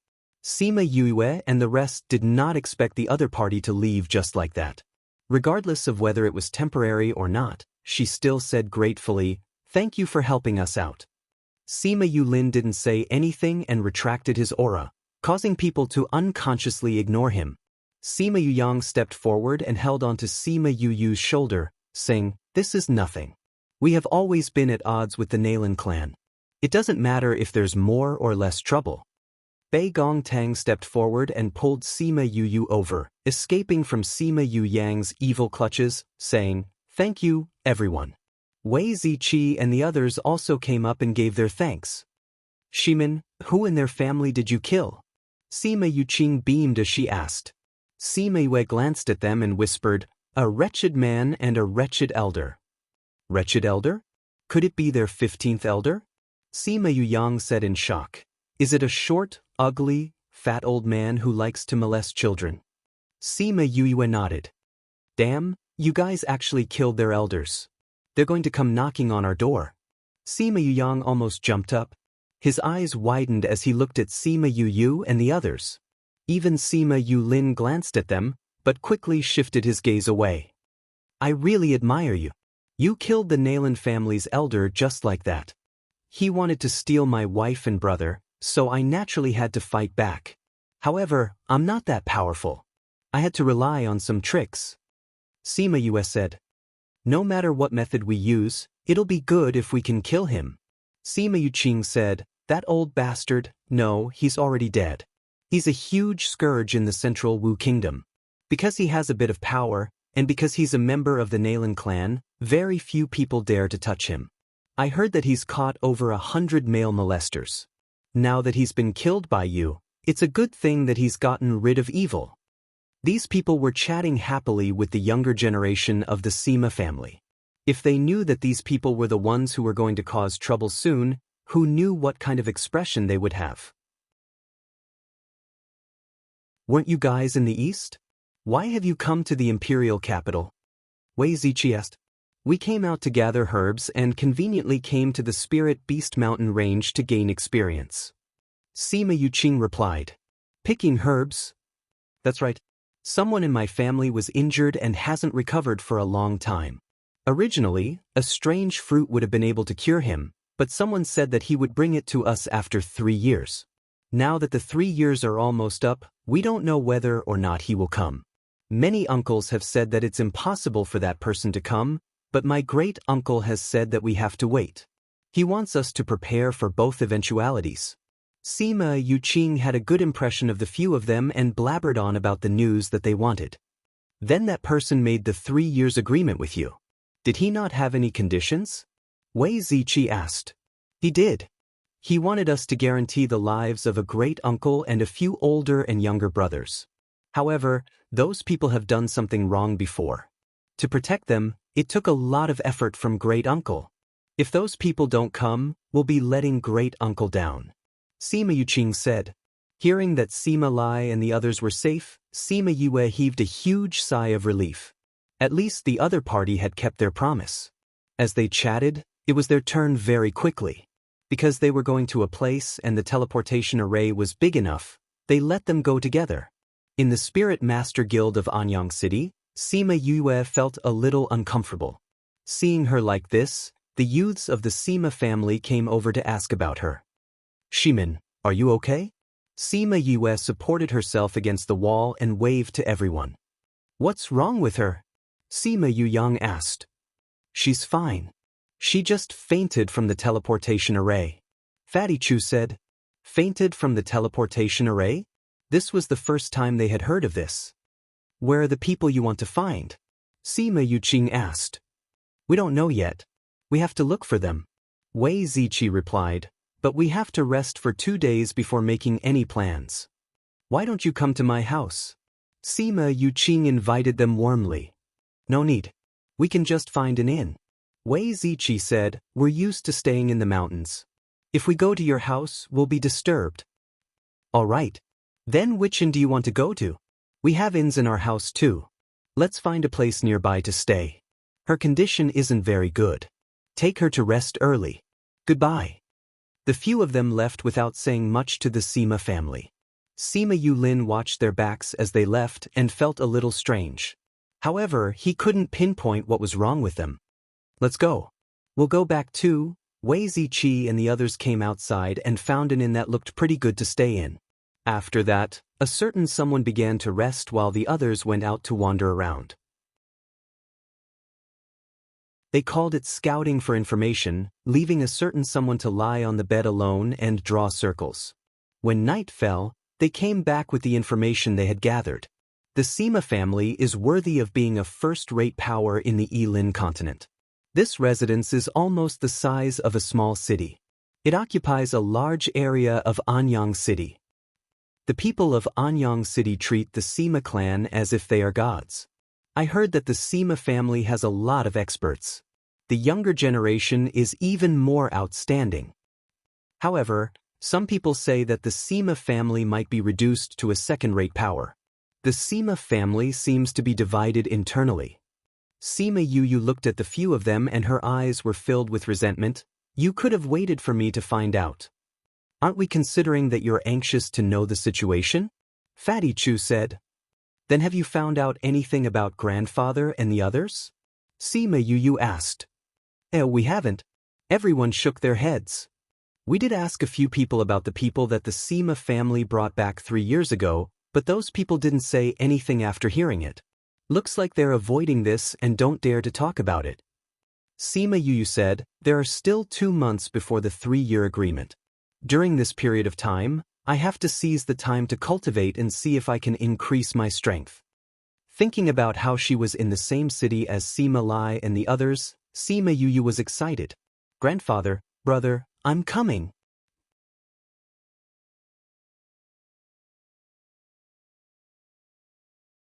Chapter 220. After staying in the inn for a night, they changed to an inn not far from the Sima family. From the room they chose, they could directly see the mansion of the Sima family. Sima Yue's inn was on the 4th floor. She stood in front of the window and looked at the Sima family from afar. Compared to the current Sima residence, the Dongchun Kingdom's general's residence was not even as big as one of their courtyards. The tall courtyard wall stretched out. She couldn't see the end of the wall from upstairs, which showed how big it was. No wonder Bei Gongtang and the others said that it was comparable to a small city. The width of the mansion was also incomparable to that of an ordinary mansion. She estimated that the mansion was several thousand meters wide, stretching all the way to the foot of the mountain. The mountain range behind the mansion was also considered to be the territory of the family. It was said that the experts of the Sima family usually didn't live below, but cultivated in the mountains. Usually, they wouldn't come out unless something happened. I wonder where Grandpa and the rest are. Sima Yue muttered as she looked at the huge courtyard. Bei Gongtang saw that Sima Yue was staring at the Sima family in a daze and went forward to comfort her. Don't worry, your grandfather and the others will definitely be fine. In the next 2 months, Sima Yue and the rest would occasionally go out for a walk. The rest of the time, they would cultivate in their own rooms. With the spirit pagoda actively absorbing spiritual energy and the advantage of 1 day being equivalent to 3 days, she advanced another level after 2 months and successfully became a level 3 spiritual grandmaster. She usually spent a lot of time and energy on alchemy, refining souls, and learning array formations. Otherwise, her current strength would be even more powerful. After the advancement, she felt that the power in her body had become much stronger. Her hard work in cultivating for so long had not been in vain. I've been in seclusion for so long, it's time to go out and take a look. Sima Yue got off the bed and opened the door. Not bad, you've advanced in rank again. Wei Ziqi and the others were waiting outside her room to protect her from being interrupted. Evildoer, Fatty Chu said. Didn't the rest of you advance as well? Sima Yue glanced at them.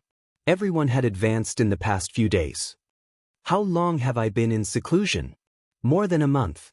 Right now, there are only 10 days left until the deadline of 3 years. Wei Ziqi replied. 10 days? Sima Yue murmured. He didn't expect that he had already been in Anyang City for 2 months. Time was truly endless. That's right, when we went out that day, we saw that lady from before. Fatty Chu said. Sima Yuqin? No, it's Sima Yulan. Bei Gongtang said, 3 years ago, we saw her in the sect. 2 days ago, when we went out, we saw her beast carriage in front of the Sima family's gate. The guard called her Miss Yulan. Sima Yue also had an impression of this girl who was about the same age as her. Crossing the Sophia mountain range was a dangerous task. At that time, other than Sima Kai, who was a spiritual grandmaster, she was a spiritual king, and the other 3 were spiritual emperors.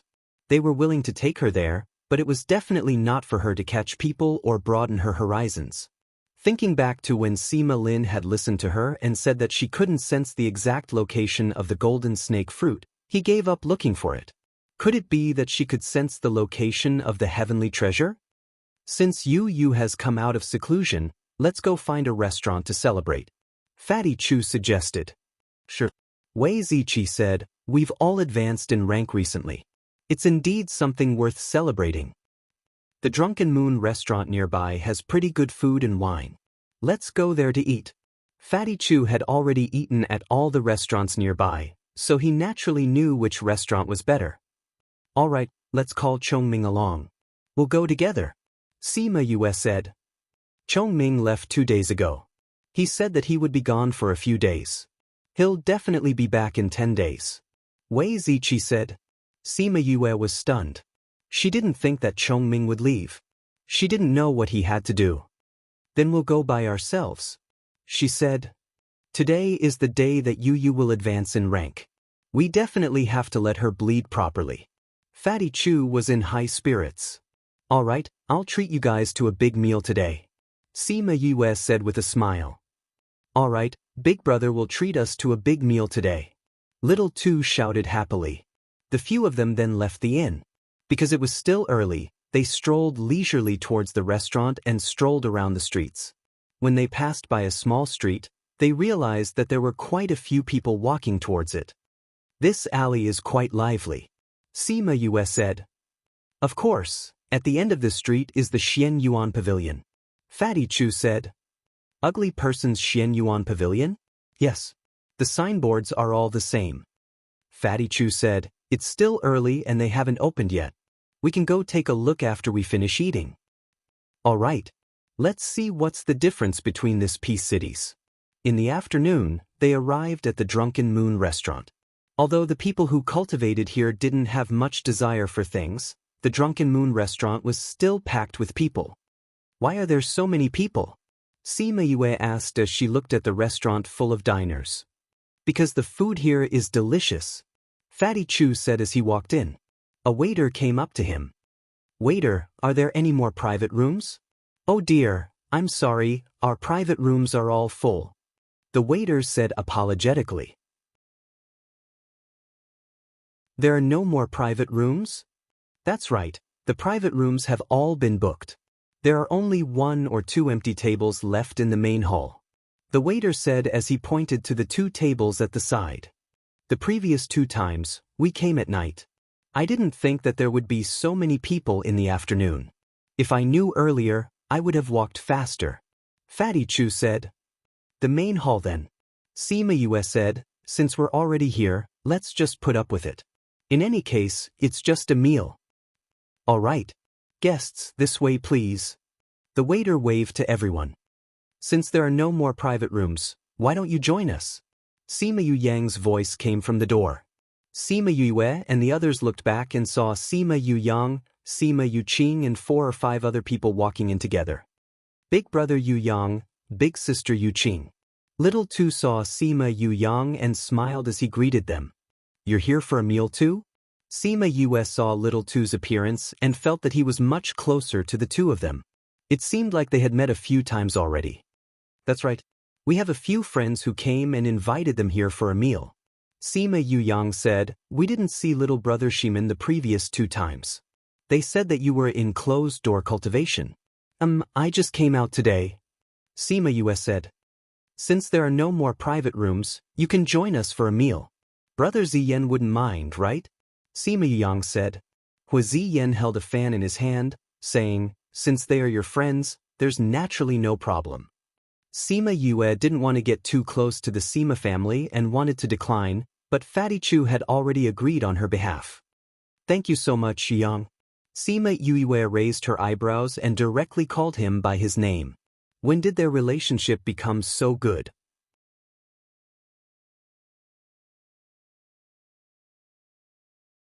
Chapter 221. Since Fatty Chu had already agreed, Sima Yue didn't say anything else and followed them upstairs. The waiter brought them to a private room.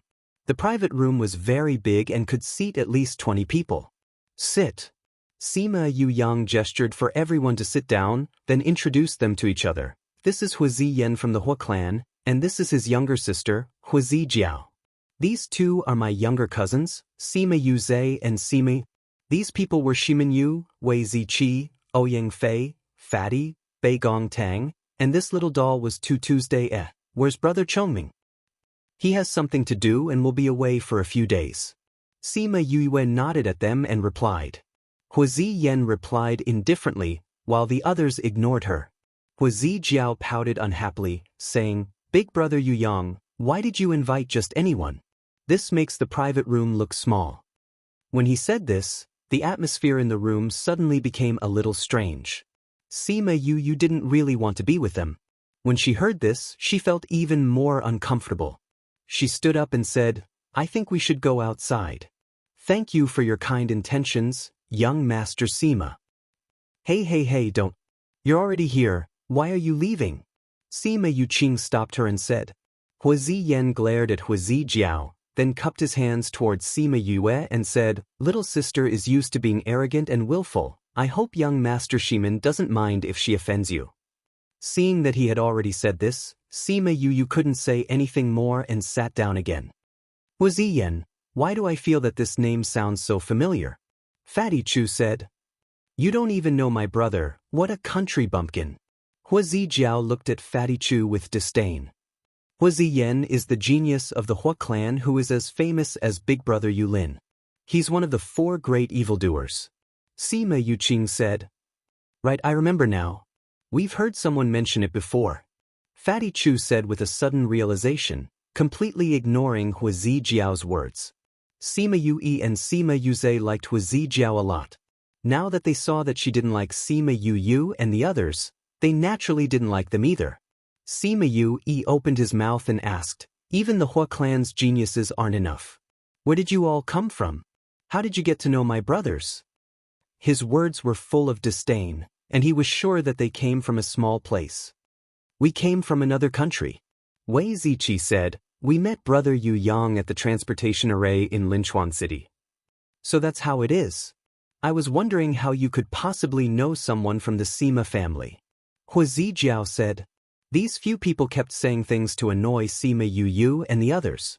Everyone was a little angry, but on account of Sima Yuqing and Sima Yang, it was not good for them to flare up. Little Tu sat between Sima Yue and Bei Gongtang. He stretched out his hand and patted Yue's shoulder, saying, Big brother, don't be angry. You said that the dog bit you, but you can't bite the dog back. When they heard what Little Tu said, everyone laughed. Wasn't he calling them dogs? Little brat, what do you mean? Hua Zijiao slammed the table and shouted at Little Tuesday. Little Tu was not afraid of her. He glanced at her and said, I didn't say anything about you. Why are you so angry? Could it be that big sister thinks you're like this? Little brat, today I represent your parents to teach you a lesson. Sima Yue was beside Sima Yuze. He went around Sima Yue and wanted to hit Little Tu, but his hand was clawed by Sima Yue. Does my little brother need an outsider like you to teach him a lesson? After speaking, she pulled forcefully and Sima Yuze was pulled from his seat to the ground. Yuze, how can you hit Little Tu? Sima Yuqing stood up and berated. Sima Yuze crawled up from the ground and glared fiercely at Sima Yue, saying, You actually dare to hit me? You, a country bumpkin from who knows where, actually dared to hit me. Do you know what kind of people the Sima family is? Sima Yue glanced at him indifferently, then said to Sima Yang, Looks like not everyone in the Sima family is like you. Let's go outside to eat. Goodbye. After speaking without waiting for their reply, they all stood up and left. You want to leave after hitting me? Sima Yuze grabbed at them, but was caught by Ouyang Fei. Ouyang Fei used force and he cried out in pain. Ouyang Fei didn't say anything, but his eyes were filled with murderous intent. He let him go and followed them out. Enough! Sima Yang saw that Sima Yuze still wanted to go out and shouted loudly, They are my friends, what are you doing? Sima Yuze held his arm unwillingly. I'll go eat with them. Sima Yuqing left the private room after speaking and saw Sima Yang and the others downstairs. She walked down and sat beside their table. It was really a contrast just now. Yuze and the others are used to being domineering. Sima Yang and the others didn't think that Sima Yuqing would specially come down to apologize, and their displeasure towards the Sima family lessened a little. Yuqing, why are you with that guy? Fatty Chu was straightforward and asked directly. I don't like them either. Sima Yuqing said, but the Hua family has guests, so they naturally have to receive them. Yu Yang and I were supposed to accompany them around, but those 2 guys like Hua Zijiao and insisted on following. You're all family, why are your characters so different? They're from third uncle's branch. That branch's people are all like this. I've always quarreled with them. Sima Yuqing complained. Sima Yue's heart suddenly jumped and asked, I've heard of Sima Kai and Sima Ku before. Which branch are they from? Third uncle and the others are third uncle's children. Sima Yuqing said, however, third uncle died 3 years ago when he came back. No wonder their characters were so bad. Sima Yue and the others ordered the dishes. When she saw the menu, she finally understood why Fatty Chu wanted her to treat them. This meal cost over 1,000 gold coins. However, after they finished eating, Sima Yuqing insisted on footing the bill, saying that it was to apologize for what happened just now. They couldn't win against her, so they let her be. What do you want to do in the afternoon? Sima Yuqing asked after they left the Drunken Moon restaurant. We want to go to the Xian Yuan Pavilion to take a look. Wei Ziqi said, I haven't been there in a long time. Let's go together. Sima Yuqing said. The few of them went to the Xian Yuan Pavilion, and it was already open. The shopkeeper saw Sima Yuqing and greeted her warmly. Young Miss Yuqing, you're here. Did you get anything good recently? Sima Yuqing asked. Yes, we definitely have something that young Miss Yuqing likes. The shopkeeper said. Do you want to come with me to take a look? Sima Yuqing asked. No, we want to walk around. Sima Yue said. That's good. If you see that I haven't come out, just wait for me. Okay.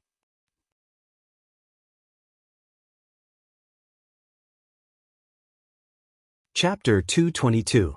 That shop assistant took Sima Yuqing and left. Immediately, another shop assistant came up and asked, Is there anything you need help with? No need, we'll just look around ourselves. Okay, call us if you need anything. After saying that, the shop assistant politely retreated to the side. There are indeed more and better things here than in Peace City, Fatty Chu said with a smile as he looked at the dazzling array of items. See if there's anything you like, Sima Yue said. All right. Everyone went their separate ways to find what they wanted. Not long after, Sima Yang and the others came in as well. When they saw Fatty Chu and the others wandering around in front of the items, Sima Yuze, Huazi Jiao and the others' expressions turned ugly. Sima Yang nodded at Wei Ziqi and the others as he brought Huazi Yan upstairs. It seemed like he had something to buy as well. Huazi Jiao and the rest didn't go up. When they saw Sima Yue and the others, they didn't want to go up. Country bumpkins, do you have the money to buy things here? Huazi Jiao walked over and looked at them with disdain as they wandered around the cheap area. What does it have to do with you whether I have money or not? Fatty Chu sneered. Don't tell me that you, the young miss of the Hua family, are in charge of this place? I'm just reminding you. Don't choose something and then be unable to pay for it. You'll lose face for no reason. Huazi Jiao sneered, waiting to see them make a fool of themselves. At this time, Bei Gongtang waved her hand at the shop assistant, saying, Do you accept pills here? Miss, do you want to sell medicinal pills? The shop assistant asked. And this Miss Hua reminded me just now. If I don't have money, I'll embarrass myself for nothing. Let's exchange it for some money first. Bei Gongtang said. Sima Yue and the others saw Bei Gongtang's actions and knew that this young miss was angry. They were waiting to see how she would deal with Huazi Jiao. Then let's go upstairs. Please follow me, miss, said the clerk. All right. Bei Gongtang nodded, but did not leave. We haven't seen how other people sell pills. Sima Yue said. That's right. If you only have 1 or 2 pills, why would you need to make the trip? Sima Yuze agreed. Bei Gong, why don't you just stay here? We're too lazy to go upstairs. Fatty Chu said, otherwise, people will really think that you're going through so much trouble just for 1 or 2 pills. Since your own people have already said so, why are you still going up? They were certain that Bei Gongtang and the others had come from a small place and would only have a few pills on them. Therefore, they wanted them to embarrass themselves below. Bei Gongtang glanced at the 3 of them and said to the shop assistant, Since everyone wants to take a look, let's trade here. The shop assistant had no objections and said, Miss, our first-grade pills are 30 gold coins each, second-grade pills are 60 gold coins each, third-grade pills are 100 gold coins each, and fourth-grade pills are 300 gold coins each. If it's a special pill, the price will not be limited by its grade. Bei Gongtang nodded. The price was still reasonable. It was not too much of a scam. After that, the shop assistant brought her to the counter at the side, wanting her to place the pills on it. Bei Gongtang shook her head, saying, There's not enough space here. Her voice was very soft, but it caused everyone's hearts to tremble. This kind of counter was actually not enough? Didn't she only have 2 or 3 pills? The shop assistant was stunned and turned around to instruct the servant girl at the side. How could you have so many pills? Could it be that you're an alchemist? I've never heard of a country bumpkin alchemist before. Sima Yuzhe said. What does it have to do with you whether I am or not? Do you have nothing better to do than to meddle in the affairs of the world? Bei Gongtang retorted unceremoniously. Sima Yuzhe was so angry that he stomped his foot and pointed at Bei Gongtang, his eyes filled with hatred. What, did I say something wrong? Bei Gongtang laughed coldly. Whether or not I'm an alchemist has nothing to do with you. What are you chirping for? Sima Yuqing, Sima Yuyang and Huiziyan came down from above and saw that the few of them were at daggers drawn. They asked, What's wrong? Nothing much. Young Miss was said that we don't have any money to spend here. Bei Gong wants to sell some pills to get some money so that young Miss Huo won't laugh at us if we really don't have any money. Sima Yu said lightly. Huiziyan, Sima Yuyang and the others were all shrewd people. When they heard Sima Yu's words, they roughly understood what had happened. It was definitely Huizi Jiao and Sima Yuzhe who had come to provoke Sima Yu and the others. At this time, a servant girl came over and came to the counter.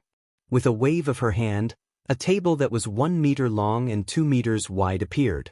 The shop assistant who received them said, Young miss, the table has already been prepared. Please take out your pills. Bei Gongtang walked over and with a wave of her hand, thousands of pill bottles appeared on the table, shocking everyone present. Sima Yuzhe and the others had just said that she only had 1 or 2 pills. This was a ruthless slap to their faces, and it was the kind of slap that resounded loudly. The shop assistant was also stunned for a moment before saying, Young miss, there are so many pills. We need to count them. Bei Gongtang did not say anything as she took out a chair and sat down. The shop assistant hurriedly waved his hand and called a few people over to count the pills. Young miss, there are a total of 1,100 first-ranked pills, 800 second-ranked pills, 600 third-ranked pills, and 200 fourth-ranked pills. The shop assistant kept the pills on the table and reported the total number to them. When they heard this number, everyone present sucked in a breath. Even the average disciple of a clan would not have so many pills, right? Apart from an alchemist, who else would have so many pills on them? Sima Yuyang looked at Bei Gongtang speechlessly. As a direct descendant of the Sima clan, he only had 100 pills on him. However, this person alone had so many. This alchemist was really good. Why don't you sell my pills as well? They take up space in my ring. Ouyang Fei walked over and with a wave of his hand, the table was once again filled with jade bottles. This time, everyone was stunned. Even Ouyang Fei was an alchemist. They had previously said that he was poor, but now they knew that he was definitely richer than them. Although Sima Yuzhe and the other two were shocked by Bei Gongtang's pills, they did not care too much. She was just an alchemist. Their clan had quite a few alchemists as well. However, they did not expect that there would be 2 alchemists at once. Furthermore, they were 4th-ranked alchemists. The most important thing was that Yu and the others looked even younger than them. In the future, what level would their alchemy skills reach? The shop assistant began to count the second batch of pills. After a long while, he finished counting. The number was a few hundred more than Bei Gongtang's. Aya, you're all selling things. I'll also clear out my interspatial ring. Fatty Chu stepped forward, saying, Do you accept spirit tools here? The shop assistant nodded, saying, We do. Alright, then I'll exchange some money to buy things.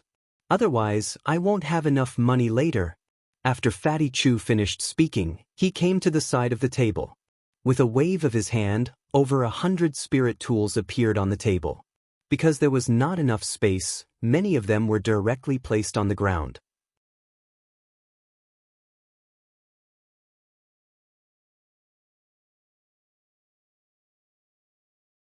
Chapter 223. Weapon Refiner. Someone exclaimed. The customers in the shop had long been paying attention to the situation here. Ever since Bei Gongtang wanted to sell her pills, they had all gathered around. Encountering 2 4th-grade alchemists had already surprised them, and now there was even a blacksmith. Would such a team be poor? Obviously, that was impossible. They were selling pills and spirit tools in front of everyone. Wasn't it just to slap Sima Yuzhe and the other two's faces? The entire hall was completely silent. Only the sound of the two people counting the spiritual artifacts could be heard. Little Two leaned against Bei Gong Tang and said to Wei Ziqi, "Big brother Ziqi, you don't have any pills or spirit weapons to sell." When everyone heard Little Two speak, their hearts were in their throats. After hearing his words, their hearts that had just been in suspense fell back down. If another alchemist or weapon refiner came, their team would be too scary.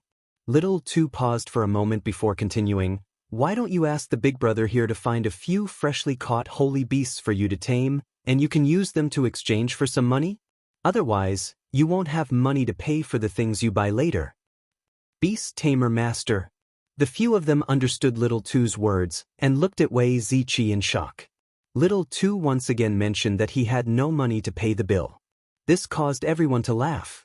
This would allow Sima Yuzhe and the others to not appear in Anyang City for a few days. It was too embarrassing. Wei Ziqi smiled and said, "No need, I don't have anything I want to buy." His answer indirectly admitted that he was a beast tamer. Sima Yue laughed in her heart when she heard Little Two's words. She did not expect this little guy to have such a trick up his sleeve. Why hadn't she realized that he had such a black-bellied side to him before? Everyone sucked in a deep breath. 2 alchemists, 1 weapon refiner, and 1 beast tamer. This kind of lineup would be honored guests no matter where they went. Moreover, these people were so young. They looked like they were in their 20s. Were they really from the countryside? Even a first-rate power wouldn't be able to nurture so many geniuses. Sima Yu Yang and Sima Yu Qing were both shocked. They had always looked at the few of them indifferently, but they never thought that they would actually have skills. Hua Ziyan also looked at them a few times, but his gaze finally landed on Sima Yu Yang, wanting to see what kind of skills she had. However, what disappointed him was that after Fatty Chu, Sima Yue did not sell any pills or spiritual weapons. She only said to the few of them, "While they're settling your accounts, go and bring all the items you've chosen. It's time to settle the accounts. Little Two, didn't you see a stone just now? Go and get it. We'll buy it and play with it as a toy." "Alright." Little Two saw Sima Yue winking at him and understood. He immediately ran out, took a stone, placed it on the counter, and ran out again. "That's pure gold Oregon. I saw it just now. It's worth 10,000 gold coins." Someone cried out in surprise. Not long after, Little Two brought 2 more medicinal herbs over and said, "Sister, I've brought you the things you wanted earlier." With that he ran off again. Both of the medicinal herbs were rare treasures. 1 stalk was priced at 10,000, while 2 stalks were priced at 20,000. It's almost as good as the treasure of this shop. After that, Little Two went to carry a few more items that everyone had their eyes on. When he took down the last item, he said to the shop assistant, "Brother, there's nothing else. That's all."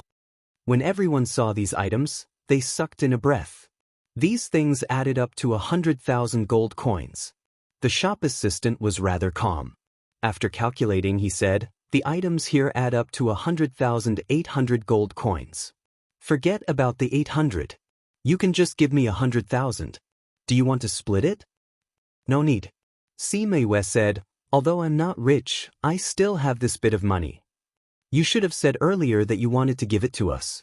You made me worry that I didn't have enough money and had to sell pills to make up for it." Bei Gong Tang said unhappily, "You can give us the money from selling pills and spiritual weapons. Put these things on her head." "All right." The shop assistant nodded. He got someone to bring a box and put everything in. Sima Yue walked over and took out a crystal card and a blue card, handing it over to the shop assistant. Seeing the blue card in Sima Yue's hand, the shop assistant was shocked. He looked at Sima Yue with even more respect. He took the crystal card and the blue card with both hands and bowed slightly, saying, "You have our most precious blue card. You can get a 15% discount on the price just now. The total is 85,000. We'll go and settle the price now. Please wait a moment." After he finished speaking, he took the crystal card and the blue card and went in. The people in the hall were so shocked that they couldn't speak. After a long time, someone said, "I heard that Xinyuan Pavilion has 3 kinds of cards. The green card can give a 5% discount, the red card can give a 10% discount, and the blue card can give a 15% discount. However, there aren't many blue cards. It's said that you can count them with 2 hands. If it was said that they didn't think much of Sima Yue before, everyone's opinion of her had changed now. Xian Yuan Pavilion placed a lot of importance on blue cards. Even the first-ranked clans had red cards. Only a few great masters had blue cards. However, she actually had a blue card. This meant that to Xian Yuan Pavilion, she was even more important than the first-ranked clans. Hua Zijiao's face was burning. She naturally understood the difference between a blue card and a red card, because a red card was lying in her ring at this moment. Thinking about how she had just said that country bumpkins had no money, their actions were like a slap to her face. Hua Ziyan looked at Sima Yue.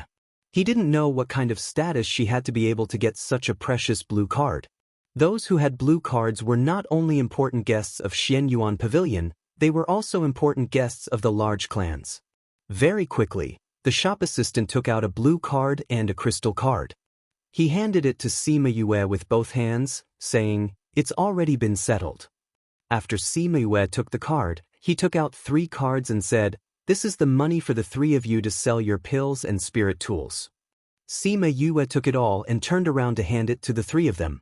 Then, she nodded to Sima Yu Yang and the others before turning around to leave. "Esteemed guests, please wait." The shop assistant called out. "Is there anything else?" Sima Yu asked. The shop assistant took out an invitation card and said, "In half a month, Xian Yuan Pavilion will be holding an auction. We would like to invite our esteemed guests to participate." In half a month? Sima Yue took the invitation card and said, "If I am still here at that time, I will come and participate." After speaking, she left with the others and did not stay any longer. Throwing away 1,000 gold is not enough to describe it. Everyone sighed as they watched their backs. Throwing away 100,000 gold at once. Apart from those large clans, only people like them can be so bold. Those alchemists and weapon refiners seem to be faintly centered around that person. I think she must be even more capable. Of course. Otherwise, how could he have gotten the blue card? What if he picked it up? Everyone finally thought of this question and turned to look at the shop assistant.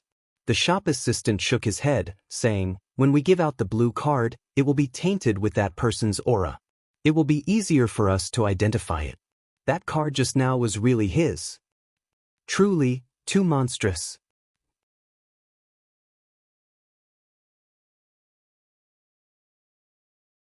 Chapter 224. After Sima Yue and the others left the Xinyuan Pavilion, they looked at each other and then burst into laughter. We haven't slapped anyone's face like this before. That feeling was just too great. Fatty Chu said with a big laugh. Little Tu hugged the stone that Sima Yue had bought for him. He loved it so much that he couldn't put it down. He narrowed his eyes and said, "Who asked those people to be so annoying? They kept calling us country bumpkins. It's like they're asking for a slap in the face." Wei Ziqi stretched out his hand and patted Little Tu's head, saying, "I didn't think that you would have a black-bellied side to you." "What black-bellied? I'm smart." Little Tu was dissatisfied.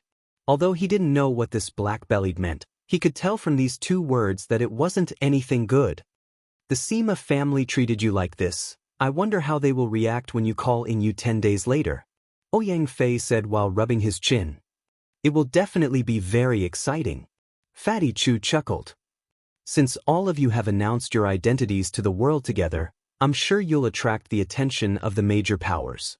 Have you thought about which force you want to join?" Sima Yue asked. "I'm not going." Fatty Chu immediately denied it, saying, "We're following you now. We have a better future than those powers."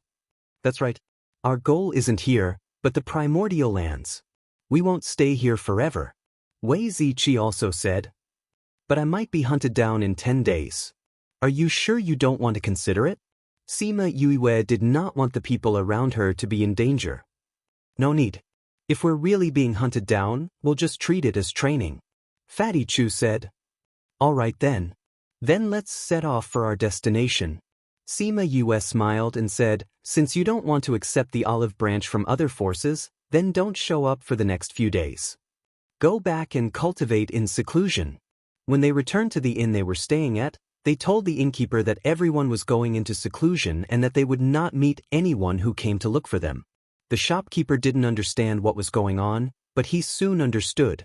A large group of people came to see Sima Yue and the others. Everyone, my apologies. Those guests have said that they will be in seclusion for 10 days. During this time, they won't be seeing any guests. The shopkeeper said. You're not meeting anyone? Sima Yuyang asked. They said that if you need anything, you can come and find them in 10 days. The shopkeeper continued.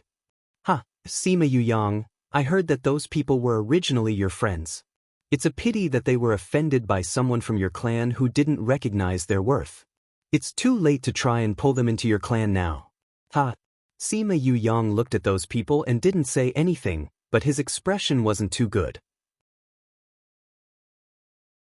Huizi Yen, who had come along, glanced at the room upstairs, his eyes flashing. He didn't expect that these people would actually go into seclusion as soon as they came back. They must have expected that someone would come looking for them. What did they mean by doing this? Did they want to see which forces were suitable for them? Some people who didn't know what was going on saw that so many forces were looking for them, but they were avoiding them. Could it be that they had some kind of background? You don't know this, do you? I just heard from the outside that among the 5 people, there are 2 alchemists, 1 refiner, 1 beast tamer, and 1 unknown person who has the most precious blue card of the Xinyuan Pavilion. That blue card doesn't even have a first-rate power. What? The people in the inn were stunned when they heard this. What kind of status did these people have? Could it be that they were from some kind of powerful force? Also, I heard that those people are not even 20 years old, but they have great attainments. They will definitely become great people in the future. These kind of people are called country bumpkins by others, saying that they have no money to buy things. In the end, they took a few thousand pills and hundreds of spirit tools to sell. This is a slap in the face. How can an alchemist, refiner, and beast tamer be poor? What a joke. Don't laugh even if it's funny. Because the ones who got slapped in the face are the Sima family and the Hua family. Be careful that they don't hear you and you get slapped in the face. Sima Yu and the others didn't really go into seclusion. They stayed upstairs to observe what was happening below. So many people came. Fatty Chu pursed his lips. Let the shopkeeper go and make a big deal. Wei Ziqi said. They didn't speak much now. They were constantly being questioned, but they were too lazy to deal with it. Everyone is guessing what kind of strong background we have. Wait until 10 days later and we let them know that we came from Dongchen Kingdom. I wonder what kind of expression they will have. Their mouths will definitely be big enough to stuff a fist in. Little Tu said with a smile. I wonder if this will have any effect on saving your grandfather and the others? Bei Gongtang was a little worried. Sima Yu thought for a while and said, it should have a good effect. You guys come with me. A few alchemists, refiners and beast tamers won't dare to be punished immediately. Then we'll wait for 10 days before coming out again. Let's all go into seclusion now. Ouyang Fei stood up and took the lead to leave. Everyone left Sima Yu's room. She sat cross-legged and began to use these 10 days to stabilize her cultivation. In these 10 days, Sima Yu and the others didn't take a single step downstairs. Many influential people were waiting for them downstairs, but they didn't see a single person. On the night before the 3-year deadline, Chongming came back and was injured. Sima Yu saw Chongming and said, "You're injured." "It's okay," Chongming said. "My soul is injured, so it takes a long time to recover," Sima Yu said as she took out a small bottle of soul fluid, saying, "With your strength, you should be able to take 2 drops." Although Chongming didn't know what it was, he could feel that it was extraordinary. He didn't act arrogantly and took the jade bottle and thanked her. "There's no need. I just want to have a guarantee for tomorrow's matter," Sima Yu said. Chongming took the soul fluid back to his room and took 2 drops. After that, he began to heal his injured soul. Sima Yu didn't ask him where he went or how he got injured.